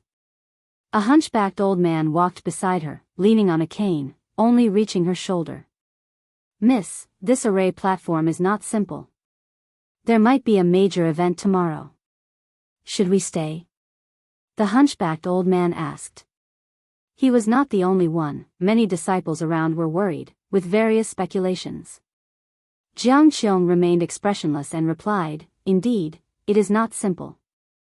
The restrictions within the array platform are exceptionally complex. It would take decades to deduce. But since we are here, we must see it tomorrow. The hunchbacked old man looked at her, sighing, Miss, you have changed a lot. Do you not have any attachments in this supreme sect? I do, hence why I asked you to come. Looks like these old bones of mine will be tested again. They chatted casually, without mentioning the 1000 Autumn Pavilion, so no one suspected their identities. Meanwhile, on the other side of the Heavenly Repair Platform, in a 9-story pavilion, 2 figures stood by the building edge, both appearing young. One of them was the black-robed man, Chen Zuanjin's backer. The black-robed man looked down at the Heavenly Repair Platform, eyes deep, lost in thought. The young man beside him asked, Master, most of the outer gate disciples in this city should have returned. Should we also gather servant disciples from nearby medicine valleys, beast fields, and mines? That voice was indeed Chen Xianjin. He had seized the body of a young disciple. The black-robed man said softly, no need, having too many servant disciples would dilute the purity of cultivation. Chapter 65, Demon Suppressing Umbrella, Qinghong's Trembling. One night passed, and by dawn the next day, more and more outer disciples entered the outer gate city. Disciples of the Demon Extermination Hall and Law Enforcement Hall began to guard each city gate, checking the identity cards of every disciple entering the city. Many disciples were already sitting in meditation on the heavenly repair platform, waiting. Su Han and Jin Qin stood at the edge, looking out with furrowed brows. "Senior brother, I feel something is off. Should we leave?" Jin Qin whispered. She had been cultivating a technique taught by Jianghu, making her keenly perceptive. The demon extermination hall disciples standing at the edge of the heavenly repair platform made her uncomfortable, triggering a primal urge to flee. Su Han also sensed something was wrong, so he nodded and led his junior sister away. The two moved against the flow. It wasn't just them, some other disciples also sensed something amiss and wanted to leave the outer gate city, but most chose to trust the supreme sect. They made their way to the city gates, only to be stopped by the demon extermination hall disciples. Today, entry was allowed, but exit was not. Su Han glanced at the large flags standing along the city walls, frowning again. These flags hadn't been there when they entered the city yesterday. "Junior sister, they'll distract them, and you prepare to escape," Su Han said using the sound transmission skill. Jin Qin instinctively looked at him upon hearing this. At that moment, Su Han suddenly drew his sword and dashed towards the city gate. "How dare you!" The disciple guarding the gate shouted angrily. Without needing a command, the surrounding demon extermination hall disciples immediately took action. Jin Qin wanted to support Su Han but saw that he was surrounded. If she helped now, she would surely be captured along with him, which would only waste his efforts. She immediately made her way towards the gate, but nearly 100 demon extermination hall disciples were in front of it, with more on the walls, making escape difficult. Jin Qin rushed towards the area with the fewest people. At the same time, other disciples attempting to leave the city also began to act, creating chaos in front of the gate. The weakest of the demon extermination hall disciples were at the 5th layer of Foundation Establishment realm. Su Han was quickly pinned to the ground, unable to move. He struggled to raise his head and saw Jin Qin injured and on the ground, making his eyes redden with anger. The one who had hurt Jin Qin was a female disciple dressed in the black robes of the demon extermination hall. She walked in from outside the city, blocking the gate, and coldly scanned the crowd. "Today we're investigating demon path spies. Anyone who tries to leave proves they're affiliated with the demon path." Upon hearing this, the anxious disciples visibly relaxed. It turned out to be an investigation of demon path spies, which explained the grand setup. They were only worried that the supreme sect might be up to something else. If it was just about catching demon cultivators, they had nothing to fear and were confident in their innocence. Su Han, Jin Qin, and the other disciples who had acted were sealed with talisman papers that blocked their spiritual power and then escorted to the heavenly repair platform by demon extermination hall disciples. By noon, all city gates of the outer gate city were closed. A resonant bell rang out, and a commanding voice echoed throughout the city. All disciples must immediately gather at the heavenly repair platform. Disciples from various streets began to head towards the platform, where tens of thousands were already standing. The news that the outer gate was investigating demon path spies had spread, giving peace of mind to those who weren't spies, and some even continued their qi absorption cultivation on the platform. Yilan arrived at the edge of the heavenly repair platform with disciples of the law enforcement hall. Just as she was about to step onto the platform, she noticed a row of disciples kneeling on the ground from afar, held down, and recognized Su Han and Jin Qin, both with disheveled hair and blood-stained mouths, clearly having just fought. She did not act rashly but withdrew her gaze, pondering how to rescue the two disciples. After much thought, she reluctantly acknowledged that Lu Jiujia was her only possible ally. The law enforcement hall had been entirely suppressed by the demon extermination hall. Even the hall master couldn't take anyone from their hands. Yilan couldn't help but worry about Guan, hoping he hadn't entered the city. She felt that today's events involved more than just catching demon cultivators. As a law enforcement hall disciple, she couldn't simply flee due to suspicion. Deep down, she still held some trust in the supreme sect, believing that such actions by the demon extermination hall could only occur in secret. In the distance, Jianghu and a hunched elder stood at a window in a pavilion, alongside some inner sect disciples who did not head to the heavenly repair platform but were curious about the outer gate's actions. Last night, a powerful divine sense swept the city. Its cultivation level is likely beyond the divinity transformation realm, the hunched elder spoke with a heavy tone, frowning. Beyond divinity transformation? Jiang Qiong squinted her eyes. The hunched elder continued to ask, Miss, can you tell me why you are here? Jiang Qiong looked toward the distant heavenly repair platform and said, to kill a traitor. A traitor? The hunched elder looked puzzled. Time continued to pass. When the number of disciples on the heavenly repair platform exceeded 100,000, it still seemed spacious. Lu Jiujia stood at the edge, scanning the disciples on the platform. The murderous intent in his brows grew stronger, giving off a dangerous aura. Yilan approached, and upon seeing her, Lu Jiujia frowned. Su Han and Jin Qin were captured by your people. Can you let them go? Yilan asked softly. Though she had already severed ties with Lu Jiujia, she had to lower herself for the two juniors. If she were the victim, she could choose death, but those two were Gu An's disciples, and she couldn't abandon them completely. Lu Jiujia's frown deepened upon hearing this, but he still nodded slightly. Thank you. Yilan turned to leave after speaking. Lu Jiujia watched her departing figure, wanting to say more, but ultimately only sighed and went to look for Su Han and Jin Qin. Half an hour later, he brought Su Han and Jin Qin back to where he was standing. Jin Qin cautiously asked, Martial Uncle Lu, is this really just about catching demon path spies? Lu Jiujia nodded lightly without speaking. Jin Qin sighed in relief and said no more, while Su Han observed Lu Jiujia, feeling something was wrong with him. Suddenly, a red umbrella rose from behind a large building on the east side of the heavenly repair platform, quickly flying to the center above the platform, drawing many gazes. The red umbrella opened, releasing white jade beads that dangled on thin threads, swinging and clattering against each other, producing a clear sound.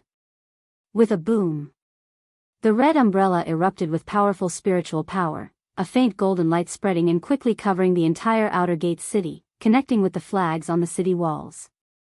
Everyone in the city looked up, some curious, others fearful. A figure appeared out of thin air beneath the red umbrella, a man in black robes. I am Chu Xian, an elder of the Supreme Sect's main city.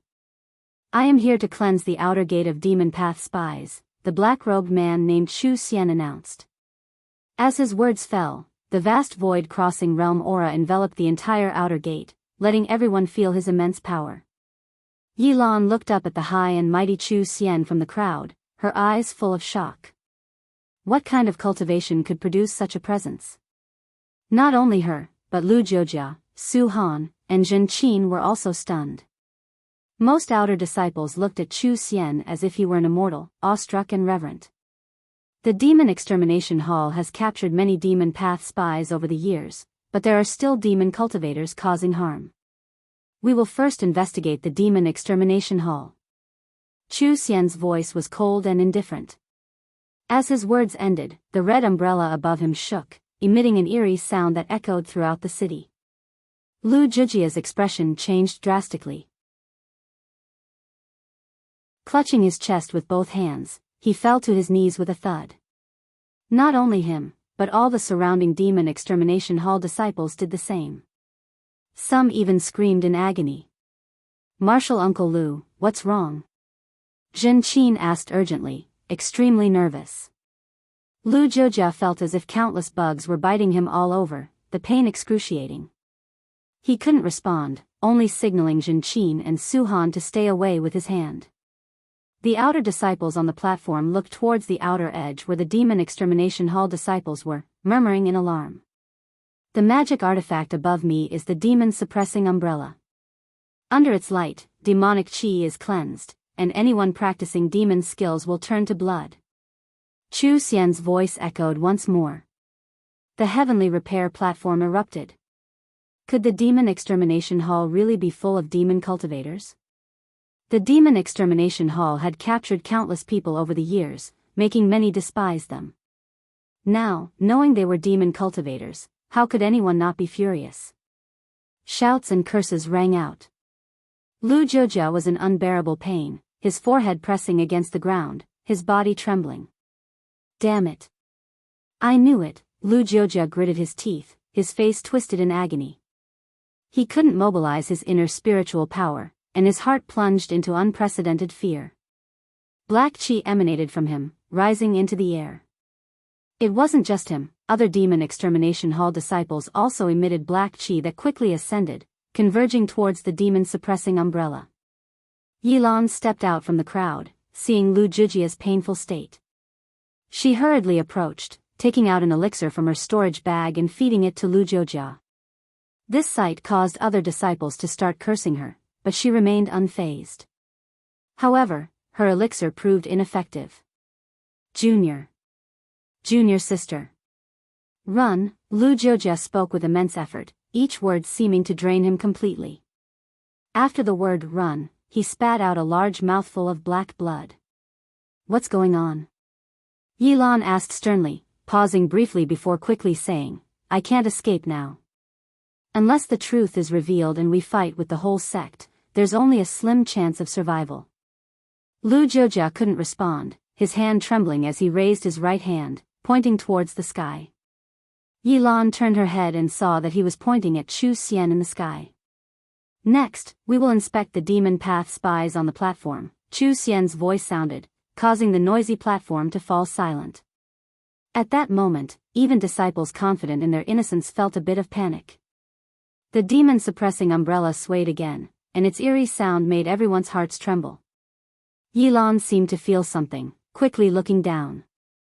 The ground of the heavenly repair platform was covered in dense blood patterns resembling some strange script.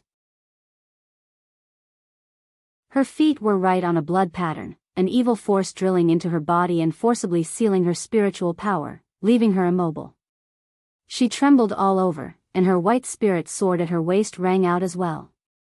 All the disciples on the platform knelt in unison, like rising and falling waves. They, too, were on top of dense blood patterns. I never expected the demon path to infiltrate so deeply. Given that, this outer gate has no reason to exist. Chu Xian's voice descended from the sky, icy cold, plunging everyone into an abyss. In Mystic Valley, inside a pavilion. Guan was writing a book when the desk suddenly trembled, causing him to stop.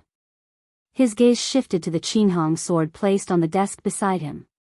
The Qinghong sword was vibrating violently, the blade seemingly trying to leap out of its sheath, accompanied by faint bird-like chirps. Looking at the Qinghong sword, Guan's expression changed. Chapter 66, The Sword That Fell from the Sky. On the heavenly repair platform, tens of thousands of disciples knelt, blood runes surged beneath their feet, transforming into wisps of blood energy that coiled around their bodies. Elder, I am not a demonic infiltrator. You are the demon. Traitor. You will die a horrible death. Ridiculous, so many demon spies, what a grand joke. I never thought the supreme sect could be so dark, and they claim to be the #1 righteous sect of Taizong, ha ha ha, it won't be long before the Taizong dynasty is annihilated too. Chu Xian, even if I die, I won't let you go even as a ghost. Such actions, do you not fear the wrath of gods and men, and the retribution that follows? Crying, begging, cursing, all kinds of sounds filled the outer gate city. In the center of the heavenly repair platform, within the stone pillars, grooves began to fill with blood from the bottom up, as if veins were flooding, a scene of eerie horror.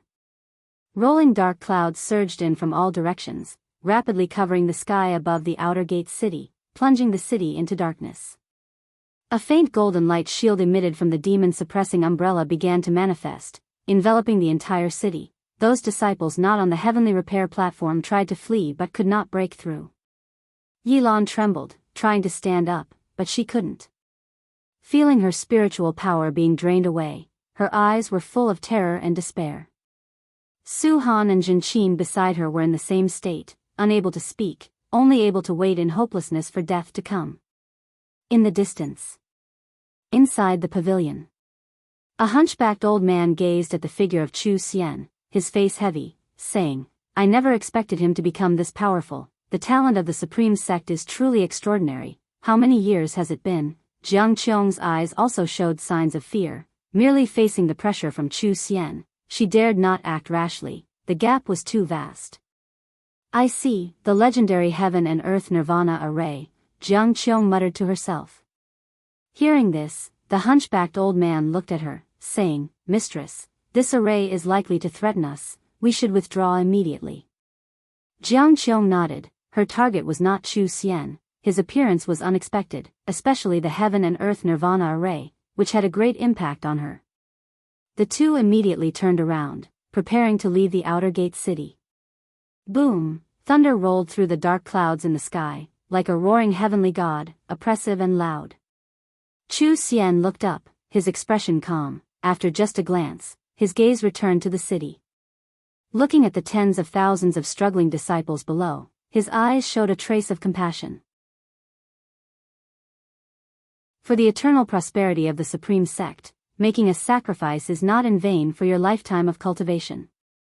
He muttered, seeming to comfort himself. The compassion in his eyes gradually disappeared, his gaze becoming indifferent. He raised his hand, grabbing the demon-suppressing umbrella, preparing to increase the force and refine the cultivation of all the disciples on the platform in one go. Yilan was already lying on the ground. She painfully raised her eyes to look. Under the billowing thunderclouds, Chu Xian's figure was so terrifying. But at that moment, she saw not Chu Xian, but another figure. She worried that Guan wouldn't escape this calamity. Regret filled her heart. She should have sought Guan yesterday, to let him leave the supreme sect early. Today's actions were against the heavens and humanity. Chu Xian would surely kill all the servant disciples belonging to this outer gate city. More and more blood-colored runes covered her body, like chains, pulling her tightly, as if they wanted to drag her into the ground. An unprecedented exhaustion surged toward her like a raging tide, her eyelids trembling as they shut. The white spirit sword at her waist continued to tremble, seemingly anxious for its master. Just then, Yilan seemed to feel something. Instinctively opening her eyes, sunlight shone on her face. Not only her, the other tormented disciples also opened their eyes because the sky suddenly brightened. The bloodied Lu Jiujia could only look at the sky with his remaining vision. Under his gaze, the rolling thunderclouds above had been dispersed. From the cloud waves at the horizon, it was obvious they had been driven away by some powerful force. Jiang Qiong and the hunchbacked old man, who were quickly moving through the streets, saw it more clearly. They turned to look and then stopped. Above the demon-suppressing umbrella, outside the faint golden light shield, a sword hovered. The sword was enveloped in sword chi, obscuring its blade, but it was evident it was a long, slender sword. Chu Xian raised his head, moving the demon-suppressing umbrella, his brows furrowed. Who? His voice echoed, with a hint of tension. That single word brought hope to everyone in the city. Those trapped on the heavenly repair platform showing looks full of hope. Boom! A formidable sword intent burst from the sword's shadow in the sky, crushing the faint golden light shield over the entire city in an instant. Chu Xian's expression changed dramatically. He immediately channeled spiritual power into the demon-suppressing umbrella, which shook violently, releasing a powerful force to counter the sword chi.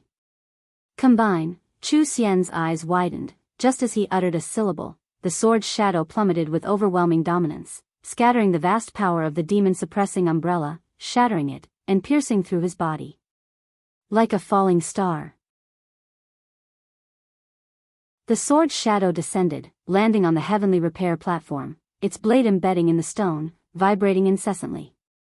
The formidable sword intent burst forth, scattering all the blood-colored runes on the platform, shattering the massive stone pillar instantaneously. The sword intent swept past Yilan's body, causing her robes to flutter, giving her a sense of awakening from a nightmare. Su Han and Jin Qin felt the same. They quickly stood up. More and more disciples broke free from their restraints, standing up and turning to look at the sword's shadow in the center of the platform. To them, the sword was not fearful, for it had saved their lives. Someone looked up to see Chu Xian still floating in the air, holding the umbrella handle of the demon-suppressing umbrella, his body trembling, blood pouring from his 7 orifices uncontrollably. Why? Chu Xian stammered, but before he could finish, his body erupted in bursts of sword light, soon turning to ashes, not even his primordial spirit escaping. The sky followed with a dim yellow light, as if dusk had arrived. How is this possible? He was in the void-crossing realm. The hunchbacked old man's eyes widened, his tone filled with terror. Jiang Qiong's composure also faltered. Chu Xian already surpassed the divinity transformation realm. What level of cultivation was needed to slay Chu Xian with a single sword? Following her gaze, a pillar of energy fell from the sky, connecting to the heavenly repair platform, seemingly splitting the entire world in two. That was sword chi. In this world, such a sword cultivator had been born. At that moment, Jiang Qiong felt very insignificant, also very mediocre. The century of injury seemed to have eliminated her from the immortal cultivation world. Meanwhile, the third Medicine Valley. Under a large tree, Elder Tian gazed towards the direction of the outer gate city. Even from a great distance, he saw the pillar of sword chi above the heavenly repair platform. Unification, Elder Tian muttered, his voice heard only by himself. On the mountain top at the edge of the Medicine Valley, Yi Yan stood against the wind. A strong gust suddenly blew, pulling his robes backward. He held a long spear, his posture as steady as a pine, unmoved. He squinted, looking at the pillar of sword chi in the distance, filled with wonder. Dozens of miles away, Shenzhen stood on a cliff. Behind her was the entrance to her cave. The wind blew her black robes and veil, revealing the lower half of her face intermittently. In her pupils reflected the pillar of sword chi, her eyes full of curiosity. Supreme Sect still hid such sword cultivators. She couldn't help but think of the flying leaf sword Immortal, plucking leaves and killing nascent souls. How high was his realm? No one knew, not even who he truly was. Yilan stood at the edge of the heavenly repair platform. In front of her were tens of thousands of disciples. She couldn't see the sword's shadow surrounded by the sea of people, but her eyes turned unconsciously to the white spirit sword at her waist. The sword continued to tremble slightly. Her eyes revealed a complex expression.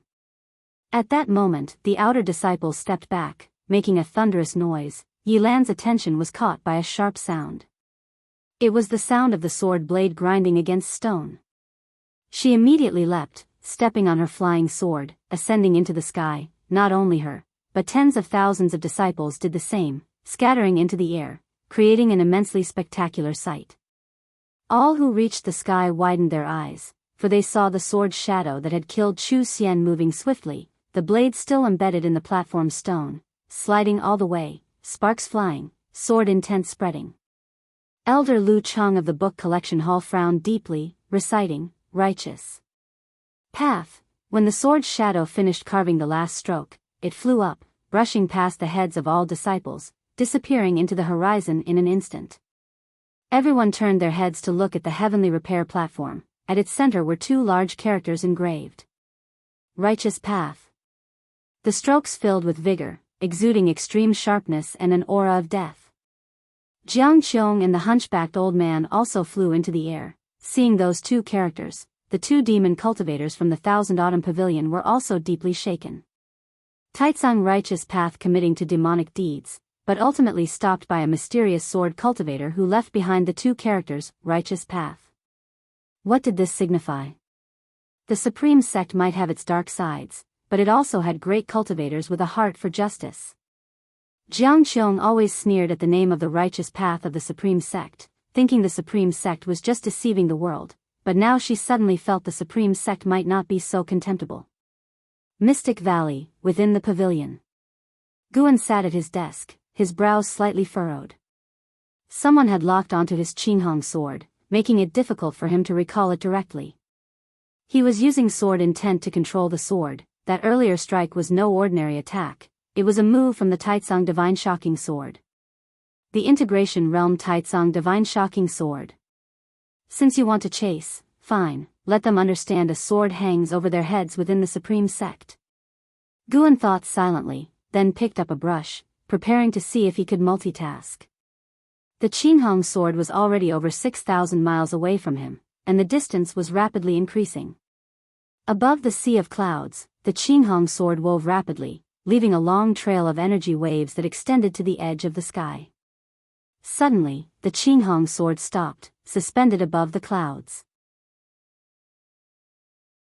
In less than 3 breaths, a golden light shot from the horizon, quickly arriving in front of the Qinghong sword, within less than 100 meters.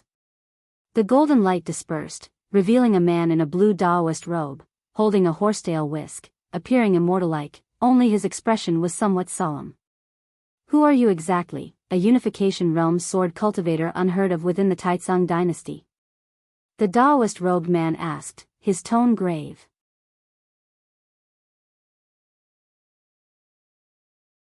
Chapter 67. The angry vice sect leader. The voice of the man in the Taoist robe echoed above the sea of clouds, his gaze constantly fixed on the Qinghong sword. He couldn't discern the true form of this sword because his divine sense couldn't penetrate the sword qi on its surface, which made him quite alarmed. This person's sword Dao accomplishment was absolutely the strongest he had ever encountered. However, he didn't get a response. The entire world seemed to be left with only him and this sword, with no second person present. But he could sense a trace of divine sense fluctuation on the Qinghong sword, indicating that it was being controlled by someone, which made him highly alert and on guard. At this moment, the Qinghong sword burst out with powerful sword intent. In an instant, rolling thunderclouds poured in from all directions, dimming the entire sky and earth. The terrifying sword intent locked onto the man in the Taoist robe, causing him to be moved. Thousands of lightning bolts intertwined in the thunderclouds above. Each bolt was like a group of dragons thrashing in the sea of clouds. The sword qi on the Qinghong sword surged wildly, burning like raging flames. The man in the Taoist robe immediately wielded his horsetail whisk, and streams of gang qi were released, gathering around him into a gigantic golden light mountain. On the mountain rose numerous statues, as if silently shouting. Suddenly, torrential rain arrived, and strong winds howled through the clouds. Under the flashing lightning, the Qinghong sword, wreathed in sword qi, seemed like an unparalleled demon sword, giving the man in the Taoist robe immense pressure. The Qinghong sword flew up, its tip pointing toward the man in the Taoist robe. The man in the Taoist robe immediately struck out with his palm, and the giant golden light mountain on his body burst into dazzling brilliance. All the statues simultaneously struck with their palms, spiritual power transforming into a grand light mass towards the Qinghong sword, resembling a river of stars crossing the sky. The Qinghong sword moved. Bang! With a single sword strike, it targeted the man in the Taoist robe. The sword moved, the wind and thunder roared, and the heavens and earth trembled. A cold light radiated across the sky, and the Qinghong sword was like the fastest light, the fiercest thunder, shattering all obstructing objects with unstoppable force. The river of stars was directly driven away, and the giant golden light mountain on the man in the Taoist robe shattered instantly. He immediately dodged and jumped away, but the next second, the Qinghong sword had already reached before him, relentlessly pursuing. He struck out with his palm, and the space in front of him seemed to solidify. An invisible barrier forcibly halted the Qinghong sword. Ripples spread around, giving the barrier a shape. Suddenly, the face of the man in the Taoist robe changed, darkly thinking something was wrong. Crash! The sound of shattering glass rang out, and the man in the Taoist robe instinctively retreated. Time seemed to slow down, and in his pupils, the tip of the Qinghong sword was getting closer and closer to him. The sword qi blossomed like a flower, so brilliant and magnificent. Bang! A strong wind came at the man in the Taoist robe, blowing off his hair crown. His black hair floated freely, and his Taoist robe was fiercely pulled backward. The sea of clouds behind him scattered, the thunderclouds above tore apart, and the sunlight poured down as if a giant crack had been cut through the sky, extending to the horizon. The man in the Taoist robe widened his eyes, looking at the sword suspended in front of him, unable to calm his emotions. This sword could completely harm him but stopped at a point he couldn't defend against. Under his gaze, he saw the Qinghong sword slowly descending. He seemed to understand something, neither dodging nor striking back. The Qinghong sword gently tapped his chest 3 times, then turned and left, its speed even faster than when he had chased. This time, the man in the Taoist robe didn't pursue because he knew it was pointless. He was simply not the opponent of the other party. His face gradually darkened. Though the sunlight shone on him, it felt so glaring to him. Inside the house, Guan wrote with one hand while raising the other to catch the Qinghong sword that flew in from the window. He had sent the Qinghong sword in several circles and only retrieved it when the disciples in the valley were not paying attention. After the earlier duel, Guan suddenly felt confident in his own sword Dao accomplishment. Killing Chu Xian in the Void Crossing realm granted him 93 years of lifespan, and the Taoist-robed man he encountered later was also at the Unification realm. Judging by his aura, he was probably at the initial Unification realm like Guan, at most not above the second layer, but he was still not a match for Gu An's Taitsang Divine Shocking Sword. He had always thought his actual combat ability in the same realm was weak, but now he realized he might have underestimated himself. Even without much combat experience, his cultivation in spells and ultimate skills was solid and genuine, not mere fantasies. Not everyone could spend thousands of years cultivating spells, while the vast majority of cultivators dedicated most of their time to chi absorption cultivation. Of course, fighting with a higher realm against a lower realm was always more stable. Guan sheathed the Qinghong sword and placed it on the table. He turned his head to look at the outer gate city, where many great cultivators from the Supreme Sect had already gone. Tens of thousands of outer disciples survived, and Chu Xian's crimes could not be concealed. Yi Lan and the others were safe. He believed that the Supreme Sect wouldn't practice that demon skill again in the short term. The two big characters Guan carved at the Heavenly Repair platform became the focus of attention for cultivators, with great cultivators marveling at his sword intent, and outer disciples indignantly cursing Chu Xian, demanding a thorough investigation from the higher-ups.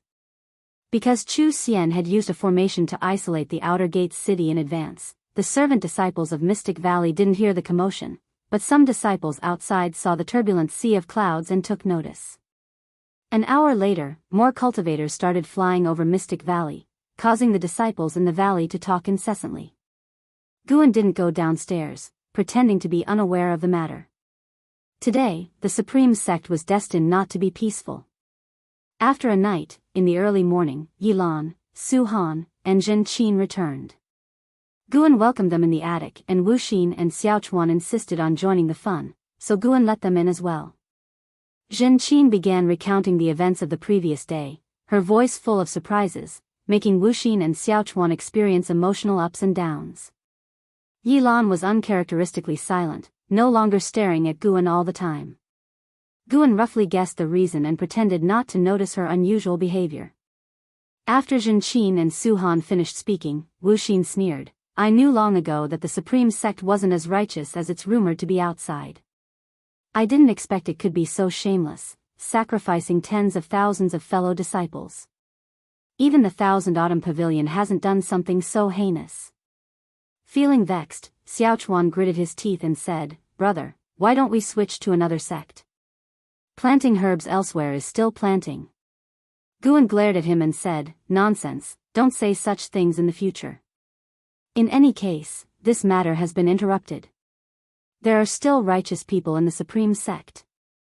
He was reluctant to give up his foundation, especially the 8 scenic caves. Cultivators from the main city of the sect have already come to seek justice.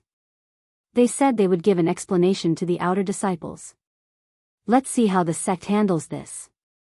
The commotion yesterday was too big to be hidden, and word will surely spread to the Immortal cultivation world, Yi Lan said, still not looking at Guan while speaking. Su Han, thinking of something, hurriedly said, "Master, Martial Uncle Lu is severely injured. Even if he survives, I'm afraid." Guan had noticed Lu Zhijia's tragic condition the day before but was powerless to help. Lu Zhijia's cultivation had been completely drained, and even if he survived, he would be a cripple, unlikely to cultivate immortality again. He wondered if Wuxia's Daoist expansion skill could help him. "Tell him that if he doesn't mind, he can come to Mystic Valley to find me, and we can plant flowers and herbs together, living a peaceful life," Guan sighed. Mentioning Lu Zhijia's fate cast a heavy atmosphere over the room. "All right, everyone, go now. I need to talk to Junior Sister Yi." Guan waved his sleeve. The others quickly saluted and then turned to leave. Zhen Qin, being thoughtful, closed the door.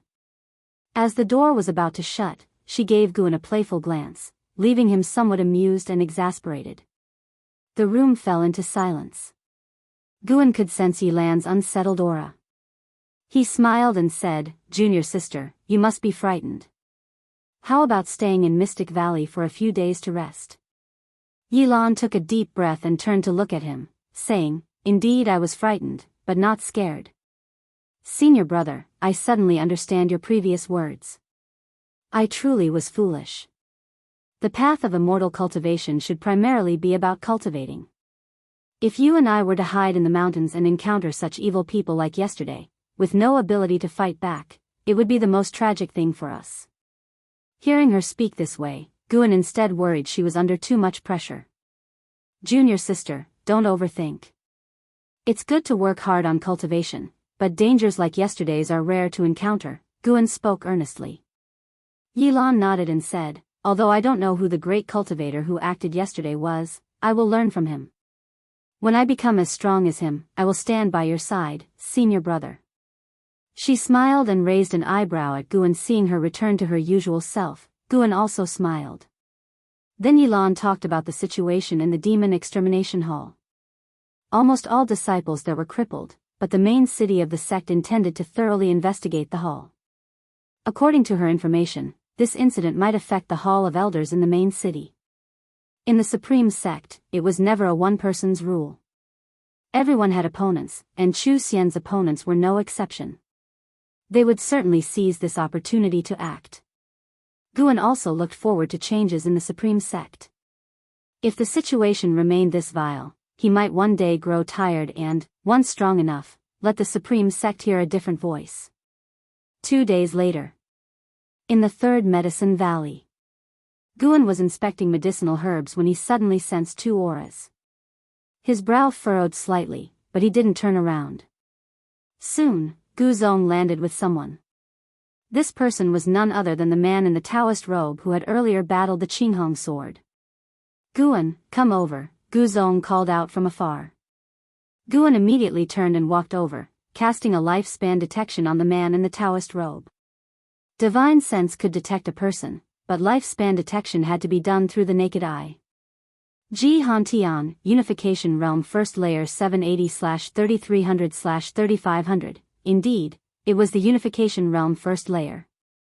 And his surname was Ji. Previously, he had seen a great cultivator in the Void Crossing Realm surnamed Ji, but he hadn't expected there to be a Ji named cultivator in the Unification Realm hidden in the Supreme Sect. The foundation of the Ji family was truly terrifying. Guan walked up to Guzong and saluted. Guzong smiled and said, "Guan, this is the vice sect leader, and he's also from the Ji family." Upon hearing this, Guan immediately saluted Ji Hantian. Ji Hantian nodded, smiled, and said, "No need for formalities. After all, you also come from the Ji family. Come, let's talk upstairs." Guan immediately led the way. After entering the room upstairs, Guan closed the door, and Guzong set up a restriction. Ji Hantian suddenly slapped the table and angrily said, "Outrageous. Simply lawless. Panon, you must write this down and expose the Supreme Sect's sins to the whole world."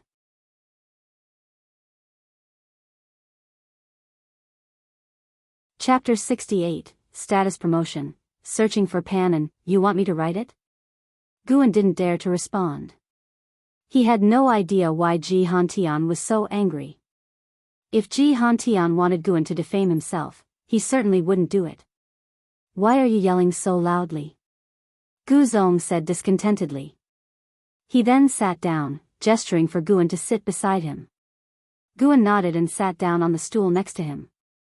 Ji Hantian, trying to calm his emotions, said, "Using tens of thousands of disciples to refine a formation, is this truly the righteous path? If not for that mysterious sword cultivator intervening, would still be in the dark." He was truly upset. At that time, he was in seclusion when he sensed a strong sword intent, which startled him into coming out of seclusion. Traveling tens of thousands of miles, he arrived only to find that Chu Xian was beyond saving, but he heard the curses of the outer sect disciples, making him both angry and curious about the identity of that sword cultivator, so he pursued. He ended up being easily defeated by the other party. Ever since reaching the unification realm, Jianghu felt he could walk unchallenged in the Taizong dynasty, with few able to match him. Most who could were ancient monsters in long seclusion. He hadn't tasted defeat in a long time. The most crucial thing was, the other party not only defeated him but also helped him. If that person hadn't intervened, when I came out of seclusion, wouldn't the hatred for the outer sect's destruction be pinned on the demonic sect? Jianghu asked Guzong, staring intently. Guzong smiled bitterly, not answering directly, but his answer was obvious. Jianghu then looked at Guan and said, "You need to write down everything that happened 3 days ago. This includes the disgraceful activities of the Demon Extermination Hall and the Sword Cultivator who prevented the outer sect calamity. Since he acted, it shows he is also part of the Supreme Sect, just very low-key. Promoting his deeds can help maintain the Supreme Sect's image, so it won't instantly be seen as demonic." Hearing that he could flatter himself, Guan felt relieved. However, he couldn't agree too easily. Guan put on a difficult expression, hesitating to speak.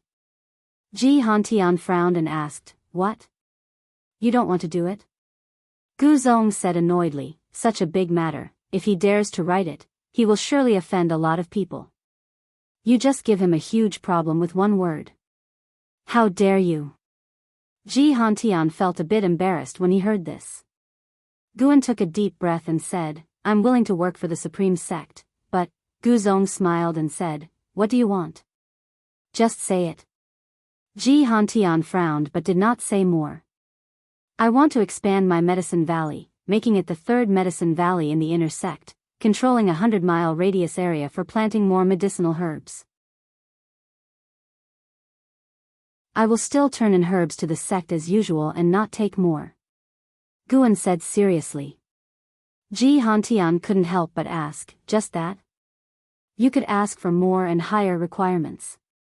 He thought Guan would make a big demand, but it turned out to be just this. Guan nodded and said, "I only want this.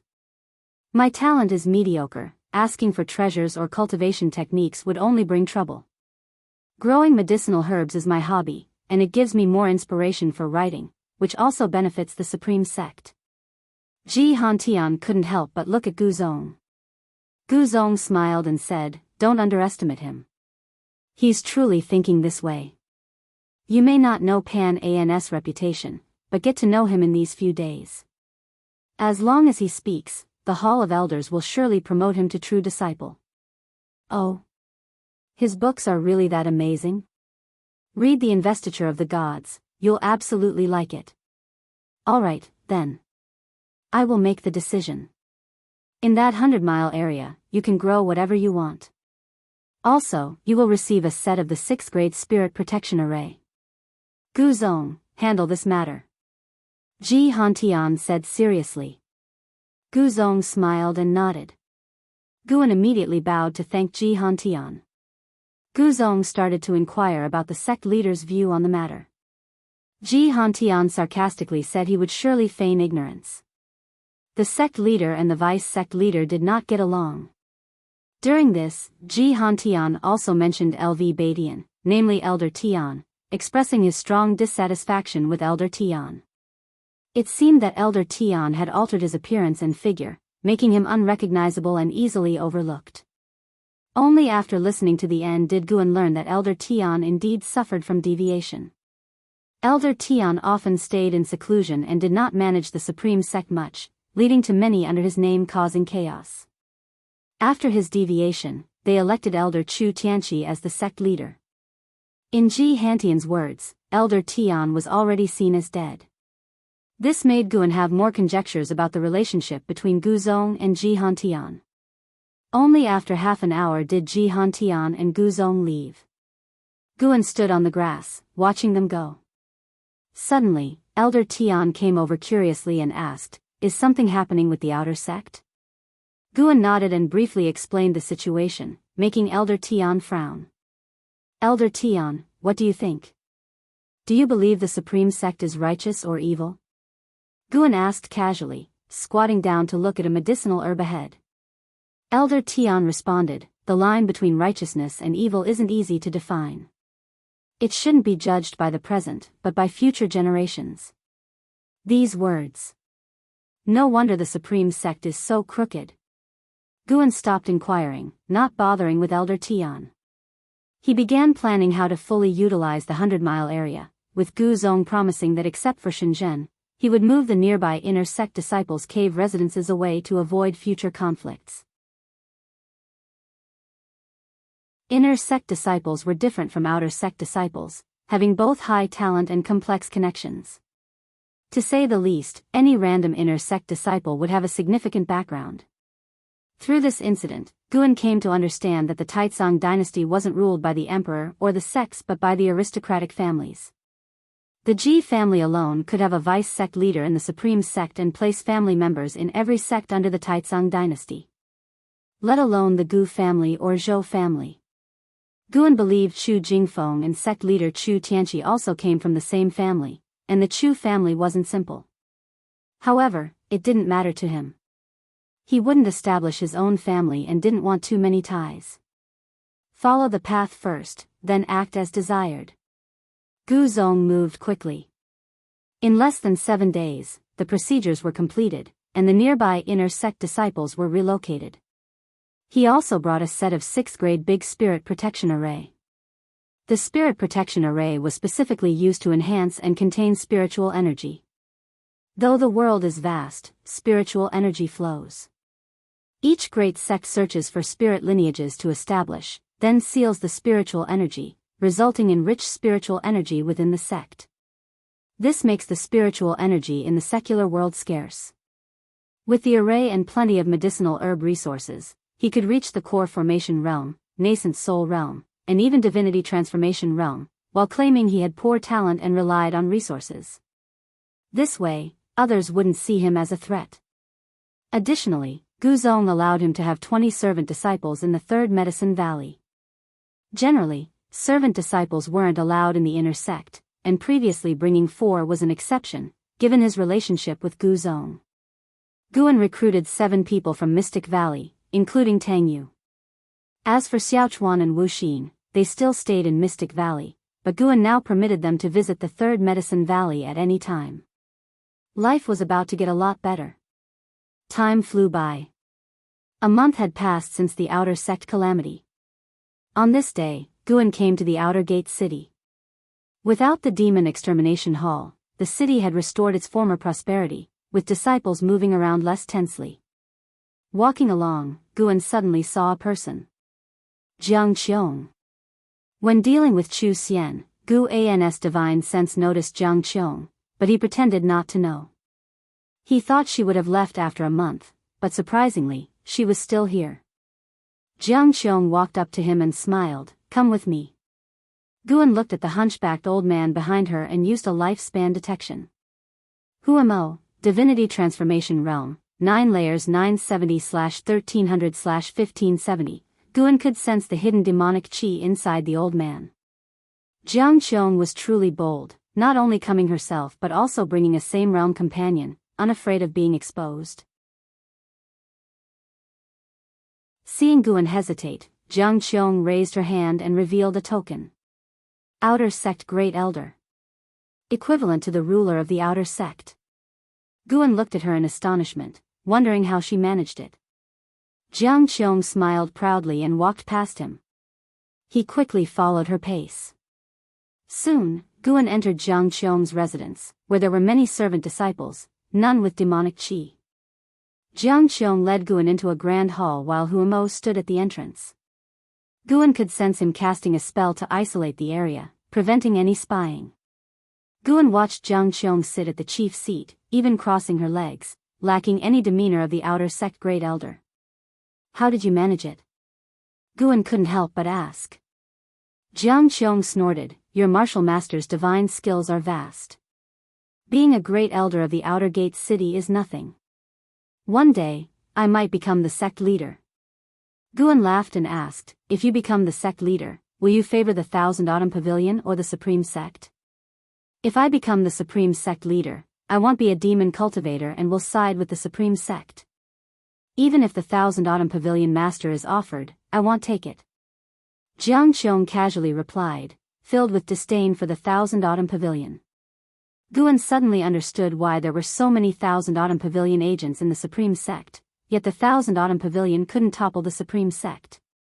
To the Thousand Autumn Pavilion cultivators, the Thousand Autumn Pavilion was far inferior to the Supreme Sect. Wuxin preferred being a servant disciple in the Supreme Sect over returning to the Thousand Autumn Pavilion as the young master. From now on, any Thousand Autumn Pavilion cultivator who seeks you must not learn the whereabouts of the green vine tree.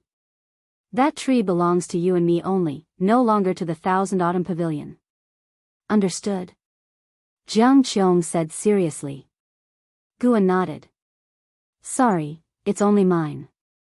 Jiang Qiong smiled. Grand disciple, tell me, what do you need? Feel free to ask.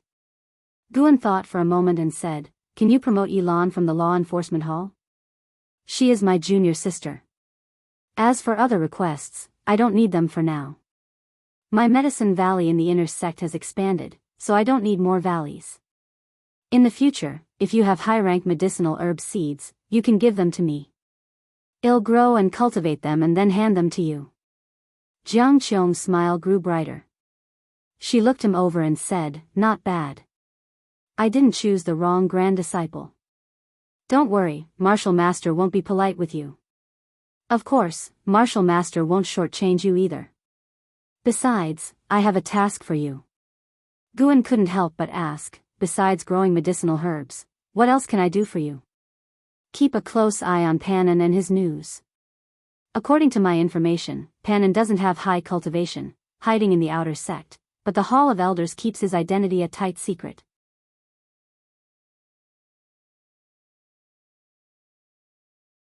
Chapter 69 Sword Venerable Fudao, renowned throughout the world, Part 4, Looking for Myself?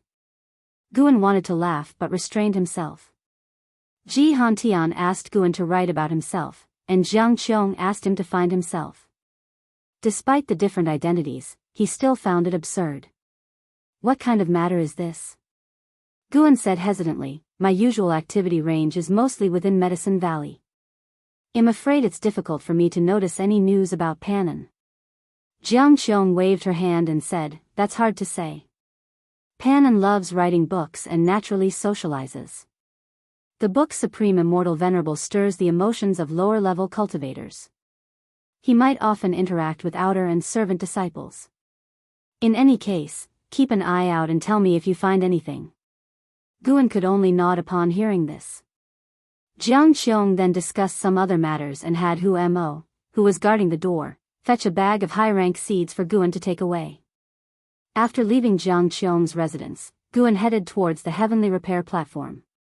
It was said that the Heavenly Repair Platform had become the most notable attraction in this outer gate city, attracting disciples from other outer and inner cities to visit. The grand battle a month ago had spread throughout the immortal cultivation world. Even Luo Han from Tianya Valley had heard of it, indicating that he occasionally left the valley. Upon reaching the Heavenly Repair Platform, Guan saw that at least 10,000 people were on the platform. Beside the words righteous path, many cultivators were meditating. Guan first noticed two familiar faces. Zhua Yijin and Zhua Lin. This father and son pair were observing Gu An's sword intent.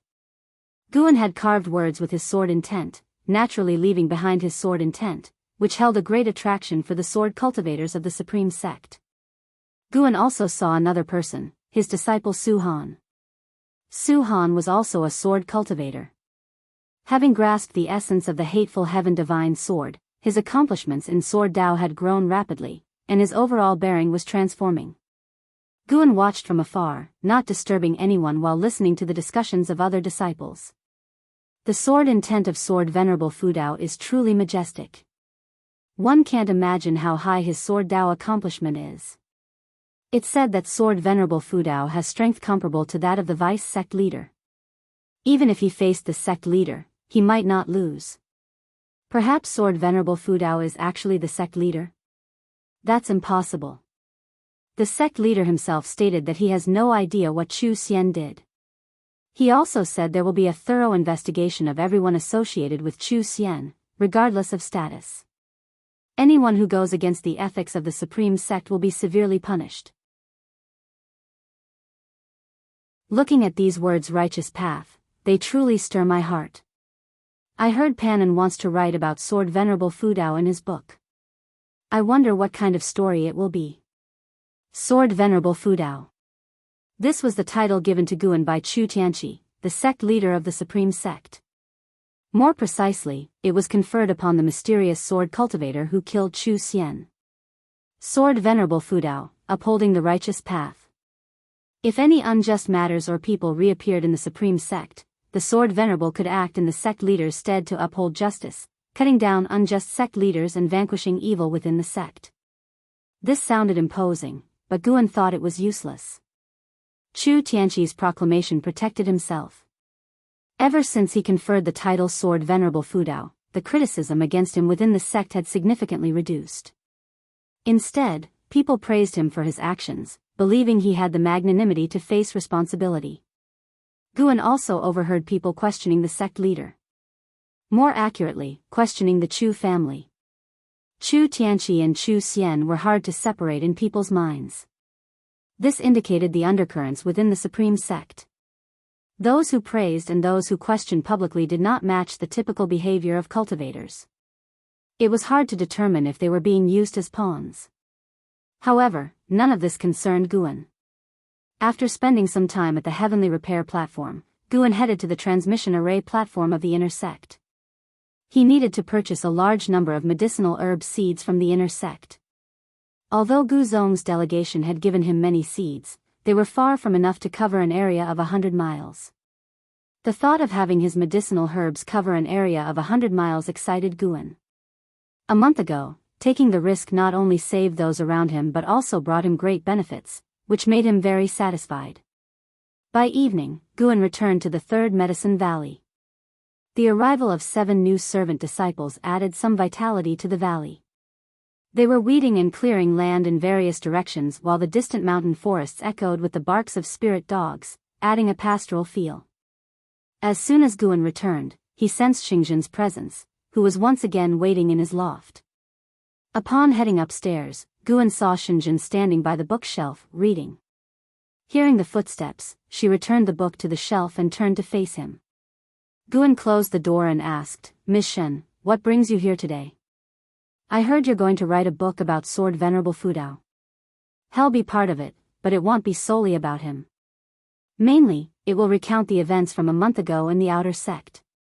"Then you must be careful. The reputation of Sword Venerable Fudao has spread beyond the Taizong dynasty. Just yesterday, I received a letter saying that sword cultivators from the Great Yu dynasty are preparing to challenge him. Many believe that since you're writing about Sword Venerable Fudao, you must have a connection with him. They think finding you is easier than finding him."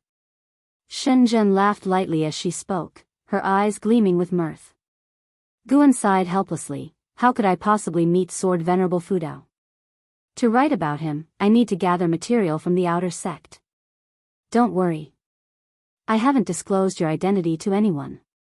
Even my father wanted to know about you, but I refused. As Shenzhen spoke, she took out a book from her storage bag and placed it on the table. Though I haven't told anyone, you should still be careful. The power of Sword Venerable Fudao makes many sects uneasy. They all want to gather information about him. Additionally, here is the book I wrote.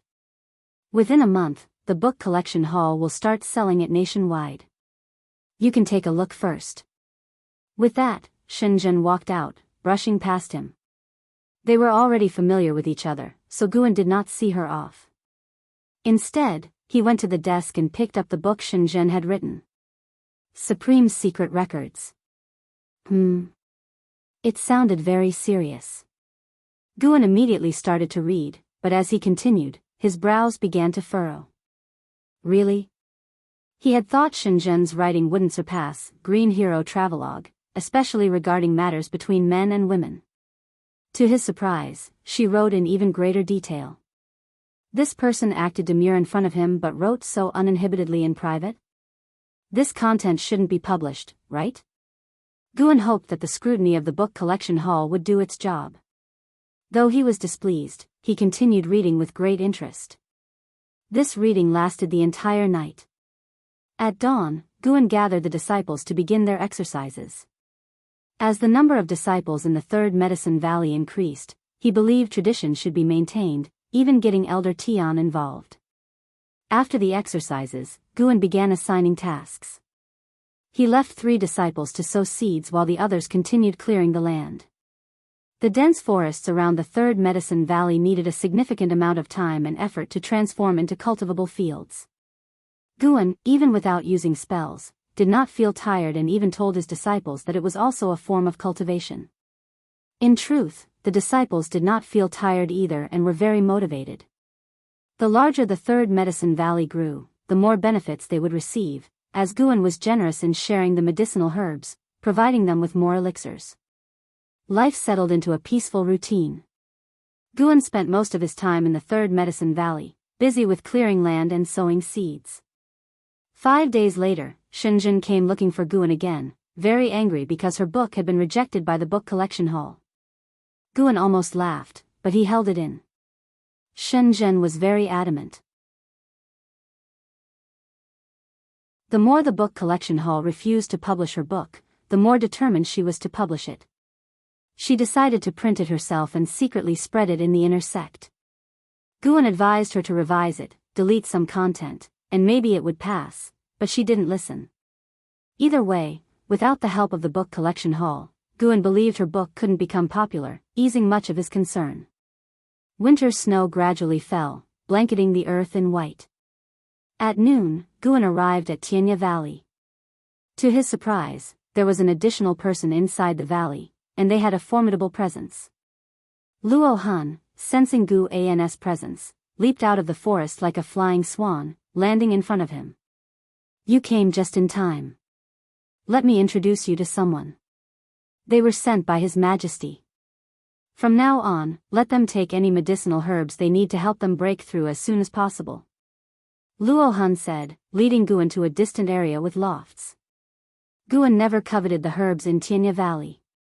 He only wanted to gather them. Afterward, it was up to Li Xiandao to distribute them, as they originally belonged to Li Xiandao. When they reached the loft, the door of a nearby house opened, and a white-robed man stepped out. Yi Luyun, Divinity Transformation Realm, 9 layers 466/1208/2850, Divinity Transformation Realm, 9 layers. His Majesty's forces were not weak either. Yi Luyun looked to be in his early 40s, with an elegant and refined demeanor. His white robe highlighted the charming and reserved temperament typical of a swordsman. From across the wall, Yi Luyun cupped his hands and said, I am Yi Luyun, a pleasure to meet you, Valley Master. Luo Han introduced, Senior Yi is the first sword servant by His Majesty's side. His sword Dao accomplishment is among the best in the Taizong dynasty. Only a few in the world can compare in sword Dao, countable on one's fingers. Guan raised his hand in greeting to Yi Luyun. Yi Luyun stared at Guan and asked, Valley Master, you are also a disciple of the Supreme Sect. Do you know anything about Sword Venerable Fudao? What exactly is his cultivation level? Sword Venerable Fudao was famed throughout the land, but everyone only knew he had slain Chu Xian of the Void Crossing Realm. Few were aware he had also fought Vice Sect leader Ji Hantian. Ji Hantian himself had not mentioned it, as if it had never occurred. I am merely an outer disciple of the Supreme Sect with limited knowledge. However, there is a remnant of his sword intent on the heavenly repair platform in the outer sect. Senior could take a look. Guessing that this sword cultivator sought a challenge with Sword Venerable Fudao, Guan suggested the platform to make him realize the gap between himself and the Sword Venerable. Indeed, upon learning of Sword Venerable Fudao's sword intent at the Supreme Sect, Yi Luyun's eyes brightened, and he immediately leaped out of the valley, flying through the air. Guan looked at Luo Han and asked, can he go directly to the Supreme Sect? Luo Han nodded. He has the Emperor's Sword Servant Order, allowing him unrestricted access to all major sections. Upon hearing this, Guan asked no further questions and headed toward a certain garden area to harvest the nearly ripe medicinal herbs. An ancient hour later, he left Tianya Valley. The new year arrived amid the winter cold. Right after the Lunar New Year, Guan returned to the outer gate. He first requested another batch of high-rank medicinal herb seeds from Jianghu and then went to the heavenly repair platform to join in the excitement. Zhuo Yijian and his son were still sitting in meditation, seeking sword enlightenment. Guan also saw Yi Luyun. He, too, was meditating near the righteous path words, frowning in deep thought. Gu An's gaze shifted above the word path, and his brow furrowed slightly.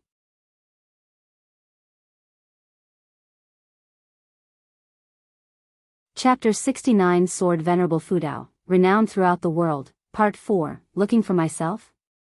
Guan wanted to laugh but restrained himself. Ji Hantian asked Guan to write about himself, and Jiang Qiong asked him to find himself. Despite the different identities, he still found it absurd. What kind of matter is this? Guan said hesitantly, my usual activity range is mostly within Medicine Valley. I'm afraid it's difficult for me to notice any news about Pannon. Jiang Qiong waved her hand and said, that's hard to say. Pannon loves writing books and naturally socializes. The book, Supreme Immortal Venerable, stirs the emotions of lower-level cultivators. He might often interact with outer and servant disciples. In any case, keep an eye out and tell me if you find anything. Guan could only nod upon hearing this. Jiang Qiong then discussed some other matters and had Hu Mo, who was guarding the door, fetch a bag of high-rank seeds for Guan to take away. After leaving Jiang Qiong's residence, Guan headed towards the heavenly repair platform. It was said that the heavenly repair platform had become the most notable attraction in this outer gate city, attracting disciples from other outer and inner cities to visit. The grand battle a month ago had spread throughout the immortal cultivation world. Even Luo Han from Qinghong Valley had heard of it, indicating that he occasionally left the valley. Upon reaching the heavenly repair platform, Guan saw that at least 10,000 people were on the platform. Beside the words righteous path, many cultivators were meditating. Guan first noticed two familiar faces. Zhuo Yijian and Zhuo Lin. This father and son pair were observing Gu An's sword intent. Guan had carved words with his sword intent, naturally leaving behind his sword intent, which held a great attraction for the sword cultivators of the Supreme Sect. Guan also saw another person, his disciple Su Han. Su Han was also a sword cultivator. Having grasped the essence of the hateful heaven divine sword, his accomplishments in sword Dao had grown rapidly, and his overall bearing was transforming. Guan watched from afar, not disturbing anyone while listening to the discussions of other disciples. The sword intent of Sword Venerable Fudao is truly majestic. One can't imagine how high his sword Dao accomplishment is. It's said that Sword Venerable Fudao has strength comparable to that of the vice sect leader. Even if he faced the sect leader, he might not lose. Perhaps Sword Venerable Fudao is actually the sect leader? That's impossible. The sect leader himself stated that he has no idea what Chu Xian did. He also said there will be a thorough investigation of everyone associated with Chu Xian, regardless of status. Anyone who goes against the ethics of the Supreme Sect will be severely punished. Looking at these words, righteous path, they truly stir my heart. I heard Pannon wants to write about Sword Venerable Fudao in his book. I wonder what kind of story it will be. Sword Venerable Fudao. This was the title given to Guan by Chu Tianqi, the sect leader of the Supreme Sect. More precisely, it was conferred upon the mysterious sword cultivator who killed Chu Xian. Sword Venerable Fudao, upholding the righteous path. If any unjust matters or people reappeared in the Supreme Sect, the Sword Venerable could act in the sect leader's stead to uphold justice, cutting down unjust sect leaders and vanquishing evil within the sect. This sounded imposing, but Guan thought it was useless. Chu Tianqi's proclamation protected himself. Ever since he conferred the title Sword Venerable Fudao, the criticism against him within the sect had significantly reduced. Instead, people praised him for his actions, believing he had the magnanimity to face responsibility. Guan also overheard people questioning the sect leader. More accurately, questioning the Chu family. Chu Tianqi and Chu Xian were hard to separate in people's minds. This indicated the undercurrents within the Supreme Sect. Those who praised and those who questioned publicly did not match the typical behavior of cultivators. It was hard to determine if they were being used as pawns. However, none of this concerned Guan. After spending some time at the Heavenly Repair platform, Guan headed to the transmission array platform of the inner sect. He needed to purchase a large number of medicinal herb seeds from the inner sect. Although Gu Zong's delegation had given him many seeds, they were far from enough to cover an area of 100 miles. The thought of having his medicinal herbs cover an area of 100 miles excited Guan. A month ago, taking the risk not only saved those around him but also brought him great benefits, which made him very satisfied. By evening, Guan returned to the Third Medicine Valley. The arrival of 7 new servant disciples added some vitality to the valley.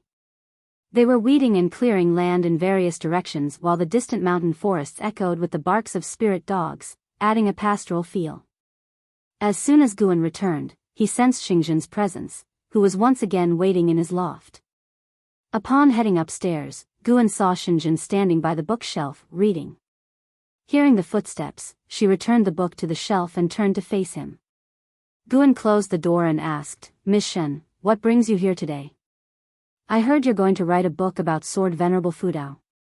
Hell be part of it, but it won't be solely about him. Mainly, it will recount the events from a month ago in the outer sect. Then you must be careful. The reputation of Sword Venerable Fudao has spread beyond the Taizong dynasty. Just yesterday, I received a letter saying that sword cultivators from the Great Yu dynasty are preparing to challenge him. Many believe that since you're writing about Sword Venerable Fudao, you must have a connection with him. They think finding you is easier than finding him." Shenzhen laughed lightly as she spoke, her eyes gleaming with mirth. Guan sighed helplessly. How could I possibly meet Sword Venerable Fudao? To write about him, I need to gather material from the outer sect. Don't worry. I haven't disclosed your identity to anyone. Even my father wanted to know about you, but I refused. As Shenzhen spoke, she took out a book from her storage bag and placed it on the table. Though I haven't told anyone, you should still be careful. The power of Sword Venerable Fudao makes many sects uneasy. They all want to gather information about him. Additionally, here is the book I wrote. Within a month, the book collection hall will start selling it nationwide. You can take a look first." With that, Shenzhen walked out, brushing past him. They were already familiar with each other, so Guan did not see her off. Instead, he went to the desk and picked up the book Shenzhen had written. Supreme Secret Records. It sounded very serious. Guan immediately started to read, but as he continued, his brows began to furrow. Really? He had thought Shenzhen's writing wouldn't surpass Green Hero Travelogue, especially regarding matters between men and women. To his surprise, she wrote in even greater detail. This person acted demure in front of him but wrote so uninhibitedly in private? This content shouldn't be published, right? Guan hoped that the scrutiny of the book collection hall would do its job. Though he was displeased, he continued reading with great interest. This reading lasted the entire night. At dawn, Guan gathered the disciples to begin their exercises. As the number of disciples in the Third Medicine Valley increased, he believed tradition should be maintained, even getting Elder Tian involved. After the exercises, Guan began assigning tasks. He left 3 disciples to sow seeds while the others continued clearing the land. The dense forests around the Third Medicine Valley needed a significant amount of time and effort to transform into cultivable fields. Guan, even without using spells, did not feel tired and even told his disciples that it was also a form of cultivation. In truth, the disciples did not feel tired either and were very motivated. The larger the Third Medicine Valley grew, the more benefits they would receive, as Guan was generous in sharing the medicinal herbs, providing them with more elixirs. Life settled into a peaceful routine. Guan spent most of his time in the Third Medicine Valley, busy with clearing land and sowing seeds. 5 days later, Shenzhen came looking for Guan again, very angry because her book had been rejected by the book collection hall. Guan almost laughed, but he held it in. Shenzhen was very adamant. The more the book collection hall refused to publish her book, the more determined she was to publish it. She decided to print it herself and secretly spread it in the inner sect. Guan advised her to revise it, delete some content, and maybe it would pass, but she didn't listen. Either way, without the help of the book collection hall, Guan believed her book couldn't become popular, easing much of his concern. Winter's snow gradually fell, blanketing the earth in white. At noon, Guan arrived at Qinghong Valley. To his surprise, there was an additional person inside the valley, and they had a formidable presence. Luo Han, sensing Guan's presence, leaped out of the forest like a flying swan, landing in front of him. You came just in time. Let me introduce you to someone. They were sent by His Majesty. From now on, let them take any medicinal herbs they need to help them break through as soon as possible. Luo Han said, leading Guan to a distant area with lofts. Guan never coveted the herbs in Qinghong Valley. He only wanted to gather them. Afterward, it was up to Li Xiandao to distribute them, as they originally belonged to Li Xiandao. When they reached the loft, the door of a nearby house opened, and a white-robed man stepped out. Yi Luyun, Divinity Transformation Realm, 9 layers 466/1208/2850, Divinity Transformation Realm, 9 layers. His Majesty's forces were not weak either. Yi Luyun looked to be in his early 40s, with an elegant and refined demeanor. His white robe highlighted the charming and reserved temperament typical of a swordsman. From across the wall, Yi Luyun cupped his hands and said, I am Yi Luyun, a pleasure to meet you, Valley Master. Luo Han introduced, Senior Yi is the first sword servant by His Majesty's side. His sword Dao accomplishment is among the best in the Taizong dynasty. Only a few in the world can compare in sword Dao, countable on one's fingers. Guan raised his hand in greeting to Yi Luyun. Yi Luyun stared at Guan and asked, Valley Master, you are also a disciple of the Supreme Sect. Do you know anything about Sword Venerable Fudao? What exactly is his cultivation level? Sword Venerable Fudao was famed throughout the land, but everyone only knew he had slain Chu Xian of the Void Crossing Realm. Few were aware he had also fought Vice Sect leader Ji Hantian. Ji Hantian himself had not mentioned it, as if it had never occurred. I am merely an outer disciple of the Supreme Sect with limited knowledge. However, there is a remnant of his sword intent on the heavenly repair platform in the outer sect. Senior could take a look. Guessing that this sword cultivator sought a challenge with Sword Venerable Fudao, Guan suggested the platform to make him realize the gap between himself and the Sword Venerable. Indeed, upon learning of Sword Venerable Fudao's sword intent at the Supreme Sect, Yi Luyun's eyes brightened, and he immediately leaped out of the valley, flying through the air. Guan looked at Luo Han and asked, can he go directly to the Supreme Sect? Luo Han nodded. He has the Emperor's Sword Servant Order, allowing him unrestricted access to all major sections. Upon hearing this, Guan asked no further questions and headed toward a certain garden area to harvest the nearly ripe medicinal herbs. An ancient hour later, he left Qinghong Valley. The new year arrived amid the winter cold. Right after the Lunar New Year, Guan returned to the outer gate. He first requested another batch of high-rank medicinal herb seeds from Jianghu and then went to the heavenly repair platform to join in the excitement. Zhua Yijian and his son were still sitting in meditation, seeking sword enlightenment. Guan also saw Yi Luyun. He, too, was meditating near the righteous path words, frowning in deep thought. Guan's gaze shifted above the word path, and his brow furrowed slightly. Source, web novel. Com, updated on Envgo. Co.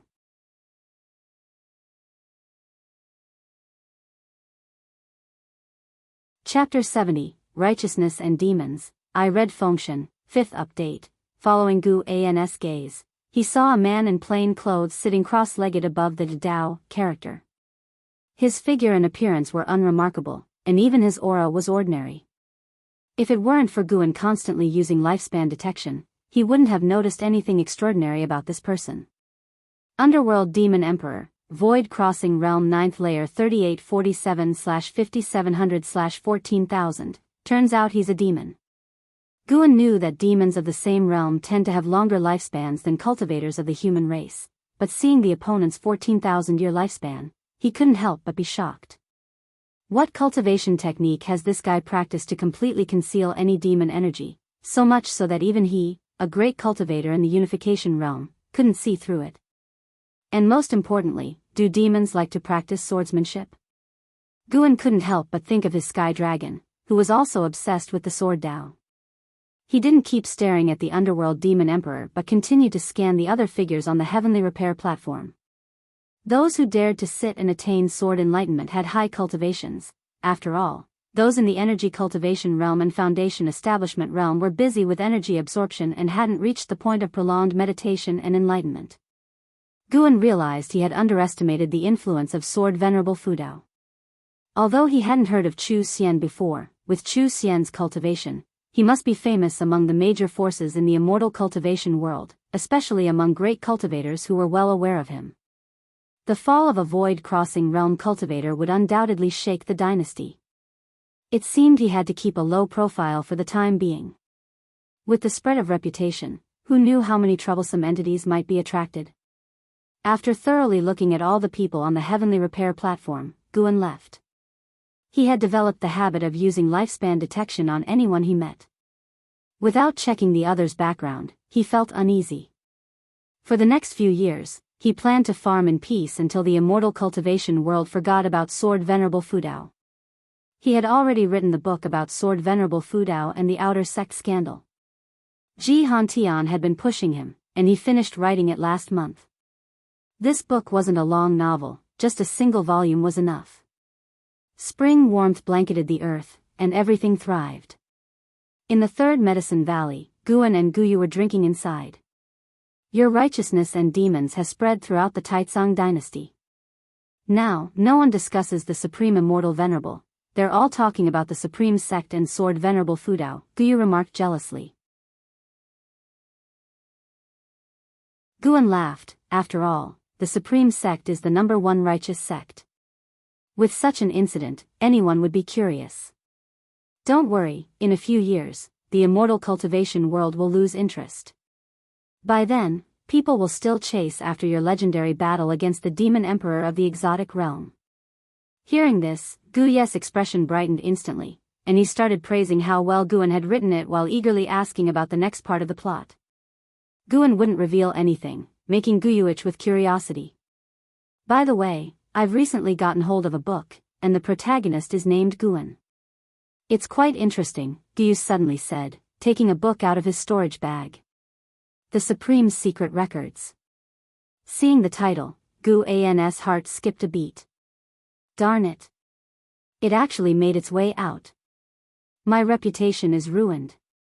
Guyu shook the Supreme Secret Records in his hand, snickering. Brother Gu, have you read this book? Guan curiously asked, what's this book about? It's a good book. Be honest, did you write it? Guyu asked with a smile. How could that be possible? Let me take a look, is it really that good? Guan snatched the Supreme Secret Records from his hand and began flipping through it. Guyu raised an eyebrow and asked, are you sure you didn't write it? Or did someone close to you write it? After reading the first page, Guan frowned as if he was genuinely seeing it for the first time. Seeing him frown, Guyu refrained from teasing him and instead poured himself a drink. As Guan's expression grew increasingly unpleasant, Guyu thought for a while and said, this book started circulating in the inner sect. You don't seem to know many inner sect disciples, so it must be a coincidence. After all, the name Guan isn't uncommon. Guan closed the Supreme Secret Records, took a deep breath, and asked, does the book collection hall allow such a book to circulate? This book didn't go through the book collection hall, it's being passed around privately by the disciples, Guyu replied helplessly. Guan remained silent. Seeing the atmosphere turn awkward, Guyu got up to leave, consoling Guan a few more times before departing. After he left, Guan began to ponder the Supreme Secret Records. He had to admit that Shenzhen had indeed studied the Green Hero travelogue thoroughly. At least this book, in his opinion, surpassed the original. Although some content was unsightly, the character of Guan in the book was full of a chivalrous spirit, with a carefree and unfettered personality, which was quite endearing and did not tarnish his name. After reading for an hour, Guan finally closed the Supreme Secret Records and then stepped out of the pavilion to continue his work. His goal was to plant medicinal herbs over an area of 100 miles as soon as possible. Today, he planned to fence off the area to prevent inner sect disciples from trespassing. Inner sect city, Ji Mansion. Ji Xiaoyu sat upright at the table, holding a book. Across from her sat Ji Hantian. How is it? How is this righteousness and demons written? Ji Hantian asked, putting down his teacup. Ji Xiaoyu flipped through the pages as she replied, it's quite good. The narration is immersive and doesn't cover up the supreme sect's sins, depicting Chu Xian's hideous face in great detail. But the outer sect disciples' unity is also very moving. At least, after reading it, I don't think the supreme sect is utterly rotten. I can still feel the foundation and spirit of Taikang's #1 orthodox sect. Ji Hantian's lips curled into a smile. Do you know who Panin is? Ji Xiaoyu remained silent. It's the house servant under your command, Guan unexpected, isn't it? Ji Hantian asked with a smile. Ji Xiaoyu said quietly, actually, I already knew, but I didn't expect you to know as well. Grandfather, you didn't make him write this book, did you? It will cause him a lot of trouble. Ji Hantian feigned a cough and said, no worries, I will protect him. Thanks to this book, my influence in the Hall of Elders has increased. Overturning Chu Tianqi might not be impossible in the future. Ji Xiaoyu turned her attention back to the book in her hand, absent-mindedly saying, I actually think the Ji family shouldn't covet the position of sect leader. Things are quite good as they are, dispersed among various sects, not becoming a target.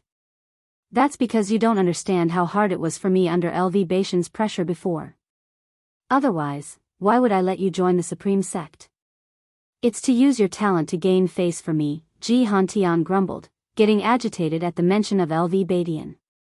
You've caused Guan so much trouble, do you have any compensation for him? Of course I do. I've expanded his medicine valley to 100 miles. Also, you can bring Ji family's high-rank medicinal herbs to him for planting. I've investigated, this kid indeed has a knack for managing the valley. Moreover, if you get closer to him, he might beautify the Ji family in the future. I've read the Investiture of the Gods, his portrayal of GFA shows he holds the Ji family in his heart. Ji Hantian spoke earnestly, causing Ji Xiaoyu to frown. Ji Xiaoyu showed a look of dissatisfaction and said, Grandfather, dealing with people and matters shouldn't be overly calculative. Silly child, this isn't being calculative, it's a win-win situation. Why not? Ji Xiaoyu lowered her head, continuing to read, which made Ji Hantian shake his head. Ji Hantian stood up and said, the 100 Tribes Conference is approaching, you should prepare to secure the top spot on the hidden dragon list. After saying that, he took a step and disappeared into thin air within the room. Ji Xiaoyu didn't get up and kept staring at the book in her hand. March, the spring breeze was cool. One day in the early days of the month, someone from the Ji family came to the third medicine valley, delivering a large batch of medicinal herb seeds to Guan. The lowest grade was rank 4, which made Guan very happy. Before leaving, the Ji family cultivator explicitly and implicitly conveyed that the third miss thought highly of him. These seeds were personally selected by her, and for any future needs, he could approach her. Guan naturally wouldn't refuse and expressed that he would never forget the third miss' kindness. Hearing this, the cultivator left satisfied. The Ji family, Gu Zong, and Jiang Qiong were all giving him seeds, which saved Guan quite a bit in costs. He planned to recruit more servant disciples, filling up at least 20 positions, providing each with a demon beast and top-notch treatment. That day, Guan took Elder Tian to the outer sect city. Elder Tian had volunteered to come, saying he wanted to see the righteous path characters on the heavenly repair platform. Upon arriving at the outer sect city, the two parted ways. As Guan approached the entrance of the chores hall, a male disciple came up to him, whispering, Daoist friend, I have a treasure here, just 2 low-grade spirit stones. 2. Why don't you just go rob someone? Guan said irritably, bypassing him directly.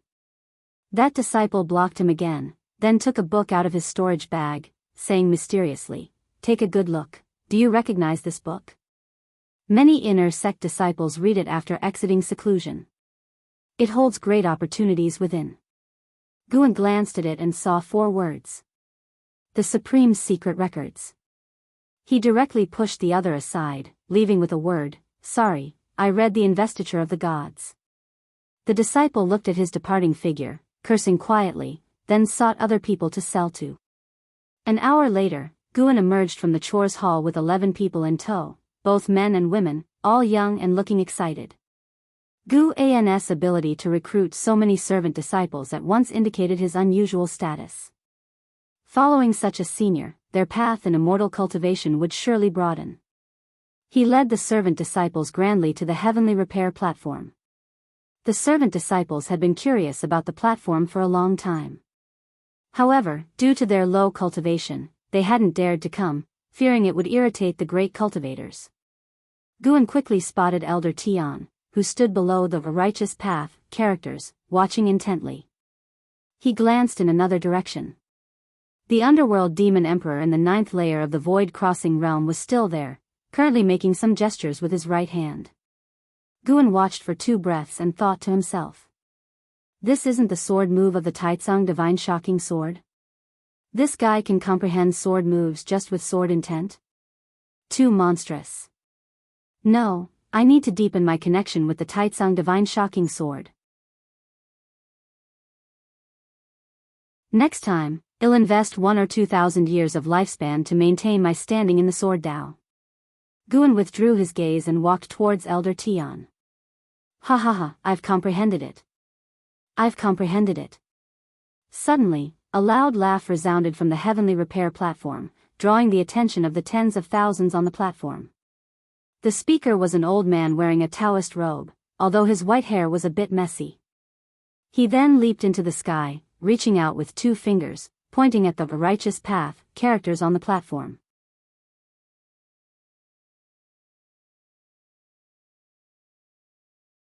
Chapter 71, Sword Dao Holy Land, Restart the Plan, 6th update. Seeing the old man trying to destroy his writing, Guan's expression changed. What's the meaning of this? Comprehend my sword intent and still want to smash my writing? Guan nearly made a move, but fortunately, there was no need for him to do so. Presumptuous. A thunderous shout echoed. The speaker was none other than Li Zuando's first sword servant, Iluyun. The 9th layer of the divinity transformation realm, Iluyun still had an imposing aura. A single shout made the whole city jump in fear. Not only Iluyun, but numerous great cultivators around the words, righteous path, also stood up. Even the 9th layer of the void-crossing realm underworld demon emperor raised his eyes to look at the old man in the sky, showing dissatisfaction in his eyes. Guan immediately cast a lifespan detection. Pang Yu, 2nd layer of the void-crossing realm 1279/1720/1770, already close to the limit. No wonder he's so deranged. Pang Yu in the sky glanced at Iluyun, sneering contemptuously. A mere divinity transformation, dare to stop me? Divinity transformation? The disciples on the heavenly repair platform were in an uproar and retreated, fearing to be caught in the combat of the great cultivators. Does your excellency look down on divinity transformation, but honor void crossing? A cold voice came from another cultivator, not the underworld demon emperor. Guan had already noticed him, a great cultivator of the 5th level of the void crossing realm, dressed in the supreme sex elder robe. Pang Ye's face changed slightly as he pulled back his hand, flicked his sleeve, and snorted, "Fine, you supreme sect have many people and great forces, truly remarkable. I'll leave." Saying this, he turned and flew out of the city gates in the blink of an eye. Trying to destroy my supreme sect's path enlightenment place, you think you can just leave? A cold snort sounded. The voice was familiar to Guan. It came from Guzong. Guan sensed Guzong swiftly moving through the sky to chase Pang Yu. The great cultivator of the 5th level of the void crossing realm also disappeared from the spot. The tense atmosphere of the heavenly repair platform eased. Cultivators on the platform started discussing the recent person and marveling at the strength of the supreme sect. Guan felt that this outer gate city owed him a great debt. In the past, there were never so many great cultivators here. Now there were always 2 void-crossing realm great cultivators watching over the city, giving an immense sense of security. all thanks to the 2 words, righteous path, he left behind. Then, Guan led the servant disciples toward Elder Tian. The servant disciples were very excited. Today, they were promoted to servant disciples and witnessed the great cultivator's confrontation. The mere names of divinity transformation and void crossing made their hearts yearn. Let's go, it's time to return. Guan patted Elder Tian's shoulder and said. Elder Tian came back to his senses and stood up. As they exchanged glances, Guan felt that Elder Tian had some changes. He instinctively cast a lifespan detection. 8th layer of the energy cultivation realm? How did he suddenly jump 2 layers? How long has it been? Guan felt astonished in his heart but showed no emotions on his face. He had long premonition that Elder Tian would make a comeback. After all, Elder Tian didn't step down due to defeat, but due to his own mistake. Such a person was likely to return to the peak. An ancient hour later, Guan and others returned to the 3rd Medicine Valley. He asked Xiaochuan to help arrange these disciples. After Xiaochuan visited the 3rd Medicine Valley a few times, he didn't want to leave. He transferred all the demon creatures he raised there. Guan cared for him greatly and naturally did not refuse. Among the peers, only Xiaochuan stayed with him. Although Wuxin was his junior disciple, he came late and was not as important as Xiaochuan in his heart. Xiaochuan had been following Guan since childhood, always obeying. Such a junior disciple he naturally cherished dearly. Guan knew that in 200 years after the old friends passed away, it would be hard for him to build such relationships with others, so he treasured it very much. After returning to the valley, Elder Tian went alone to meditate under a big tree, contemplating something unknown. The setting sun cast a glow on the mountain top, as Yi Yan waved his spear before the sunset, creating a unique scene that sparked discussions among the new servant disciples. Seasons alternated, and more than 2 years passed quickly. That summer, at the age of 46, Guan stood at the mountain top, overlooking the mountains and rivers. As far as the eye could see, medicinal fields were everywhere, and one could vaguely see the estate amidst the woods. After spending more than 2 years, Guan finally managed to plant medicinal herbs across hundreds of miles. As he looked out, his heart was filled with a sense of accomplishment. A figure approached him. It was Xiaochuan. Senior brother, Yi Yan has left for months. When will we recruit a new servant disciple to fill the vacancy? Our medicine valley is too big, with one less person, others need to walk a little more. Xiaochuan asked. Guan took out the valley master token and handed it to Xiaochuan. You go recruit, let's see your judgment. Upon hearing this, Xiaochuan was thrilled, thanked Guan, and then hurried down the mountain. Guan looked towards the outer gate city, sensing a strong sword intent. Someone else succeeded in comprehending sword intent at the heavenly repair platform.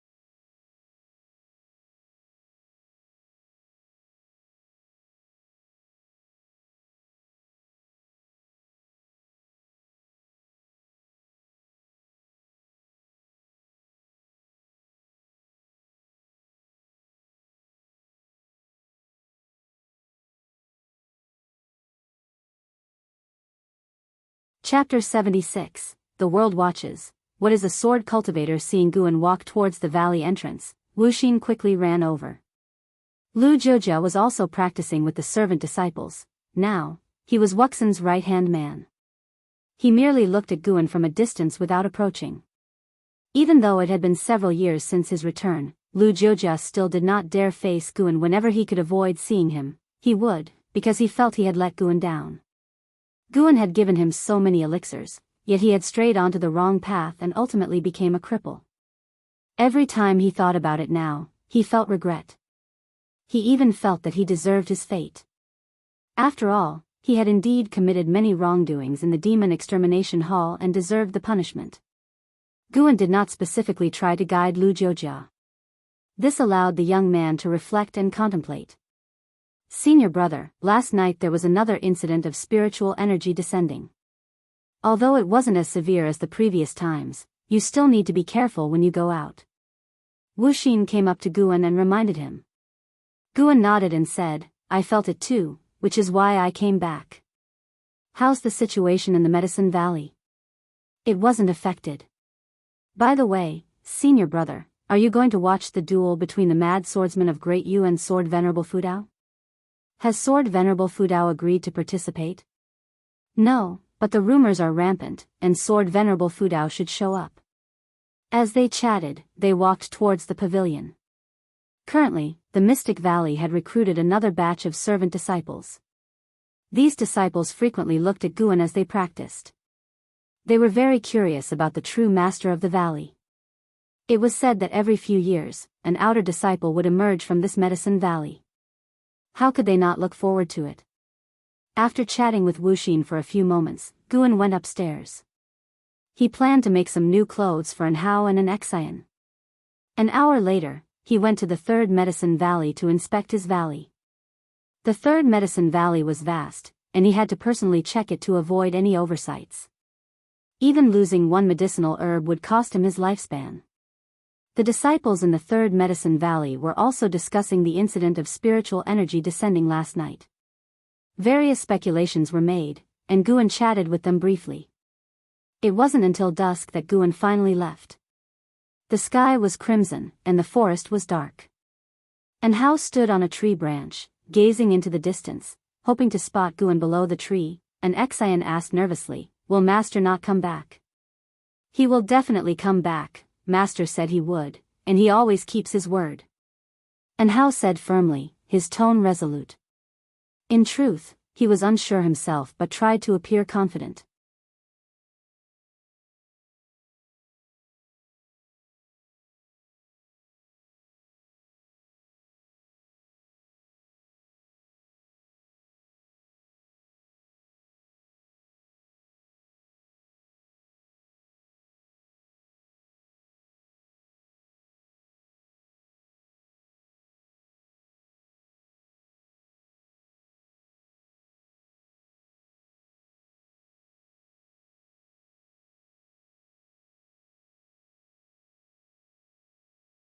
Guan was in no hurry, ready to relax for the day. When his food and drink arrived, he began to drink alone, admiring the old-fashioned street bustling with people below the window. The sun set, the moon rose. As night fell, the town remained lively, red lanterns hanging on the buildings, with small rivers crisscrossing the town, glowing faintly.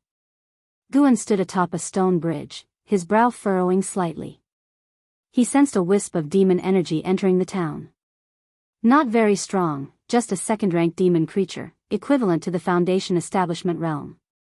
Guan initially planned to return to the Supreme Sect the next morning to enjoy Victory's accolades, so he wasn't in a rush, curious to see what the demon creature intended.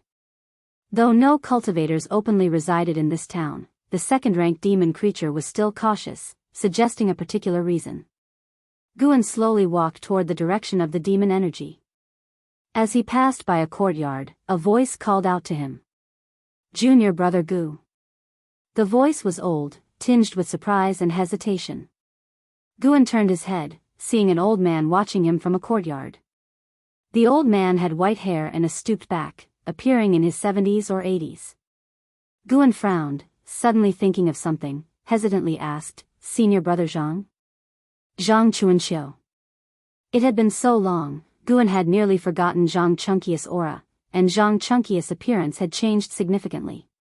The old man quickly walked out, excitedly saying, "It's really you.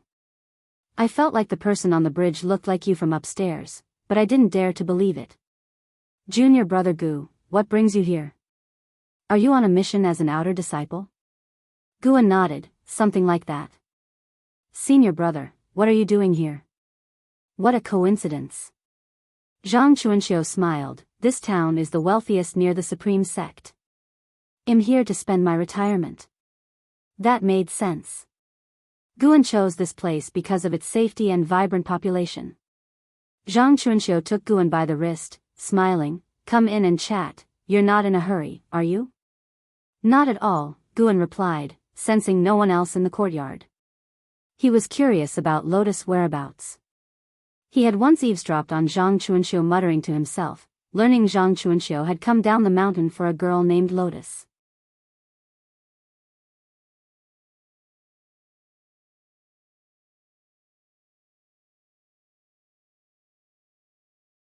Guan smiled and nodded, then took out a bottle of elixirs from his storage bag, saying, "This is a top-grade spirit energy elixir, just a little gift for our first meeting. How can we accept this?" "Senior brother, are you refusing out of disdain?" "How could I? I just think it's too precious." After pushing back and forth for a long time, Zhang Chuanxiu couldn't argue against Guan and had no choice but to let Zhang Buku accept it. Zhang Buku curiously observed Guan. It was the first time he had received a gift from someone other than his parents, making him feel good about Guan. Zhang Chuanxiu began asking about the situation in Mystic Valley, and Guan did not hide anything.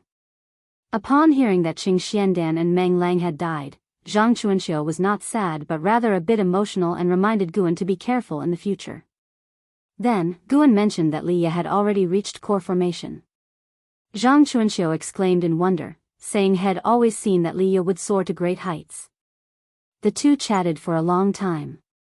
Until Zhang Chuanxiu could no longer hold on, Guan finally said his goodbyes. Before leaving, supported by Zhang Buku, Zhang Chuanxiu turned around and said, "Junior brother Gu, you've already reached foundation establishment, which means your aptitude isn't terrible. Keep cultivating diligently. See how the world changes after hundreds of years for me." Guan stood at the door, looking back at him and nodding slightly. From beginning to end, Zhang Chuanxiu did not ask him for anything, just reminisced. As Guan walked out of the courtyard, he couldn't help but look back.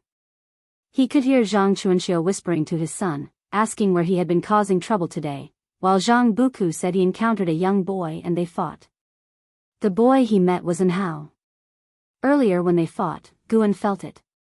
Although there was a gap in cultivation level, Zhang Buku did not have the intention to kill. After several exchanges, he left. This could be considered fate. Zhang Buku had the potential for a lifespan of 2,300 years, likely becoming a famous great demon among the demon clan.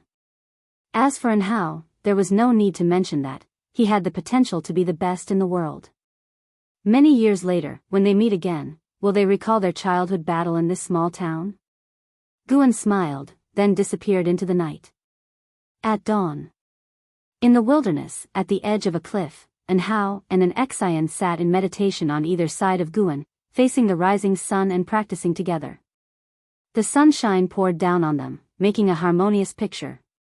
3 blood marks on Hao's left cheek were left by Zhang Buku. He had been searching for Zhang Buku all night but couldn't find him. Even after leaving the town and arriving at this desolate place thousands of miles away, he was still indignant. Guan couldn't sit still anymore. He stood up and said, "I have to go out for a while. I'll be back by evening." "Hao, take care of your junior sister." With that, he disappeared from the cliff. Hao and an Xian opened their eyes, looked back, and saw that their master was gone. "Do you think our master is really who he says he is? Why does he only accompany us at night?" An Xian asked curiously. Touching his chin, Hao thought, "Remember the storyteller who came to our village 2 years ago and mentioned the tales of the martial world? I think our master is one of the top demon lords in the world." However, his reputation as a demon lord should be misunderstood. Otherwise, why would he save us? It's because of this that he doesn't want us to be implicated by his reputation. And Zin's eyes widened, and she asked, if Master really is a demon lord, then what is he going to do now? I don't know. But no matter what, he is our master. Anyway, he treats us very well, and we must remember his kindness. Guan, who was referred to as the Great Demon Lord by his disciples, returned to Mystic Valley and directly used the teleportation array to travel to the Third Medicine Valley. Sure enough, after the big battle ended, someone came looking for him. Guan walked into his loft and saw Shenzhen drawing at the desk.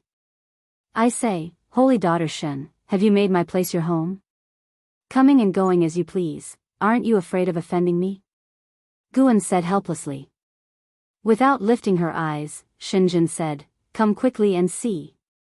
Guan immediately walked over, looked at her drawing, and frowned. Is this Han Ming? Yes, how is it? Did I draw well? Aren't you afraid he'll hold a grudge against you? Would he dare? My father isn't someone to be trifled with. Shenzhen huffed, making Guan fall silent.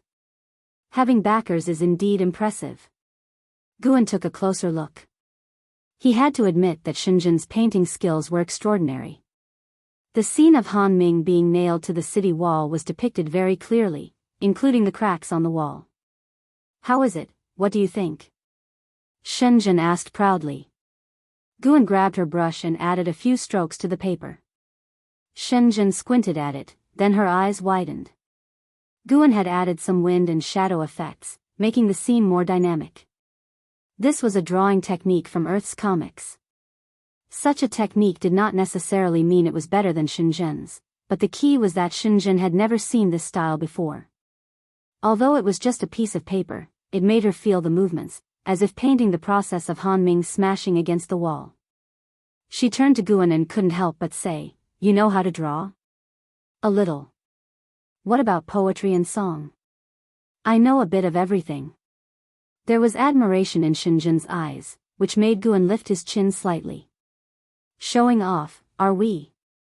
Well, after all, you did write Investiture of the Gods. Shenzhen sighed. Guan then asked, why did you draw this picture? Could it be that Shenzhen had a grudge against Han Ming?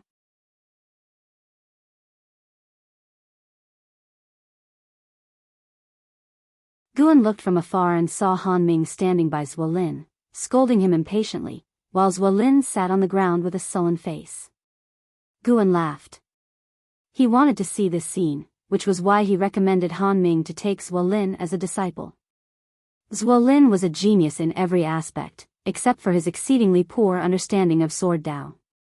Yet he loved Sword Dao the most. Guan chuckled to himself, then shifted his gaze to the others on the platform, looking for any unfamiliar great cultivators. As he scanned, he really found one. You're tuning into the Carefree Valley YouTube channel. Don't forget to subscribe and join us on this journey to catch the most captivating stories.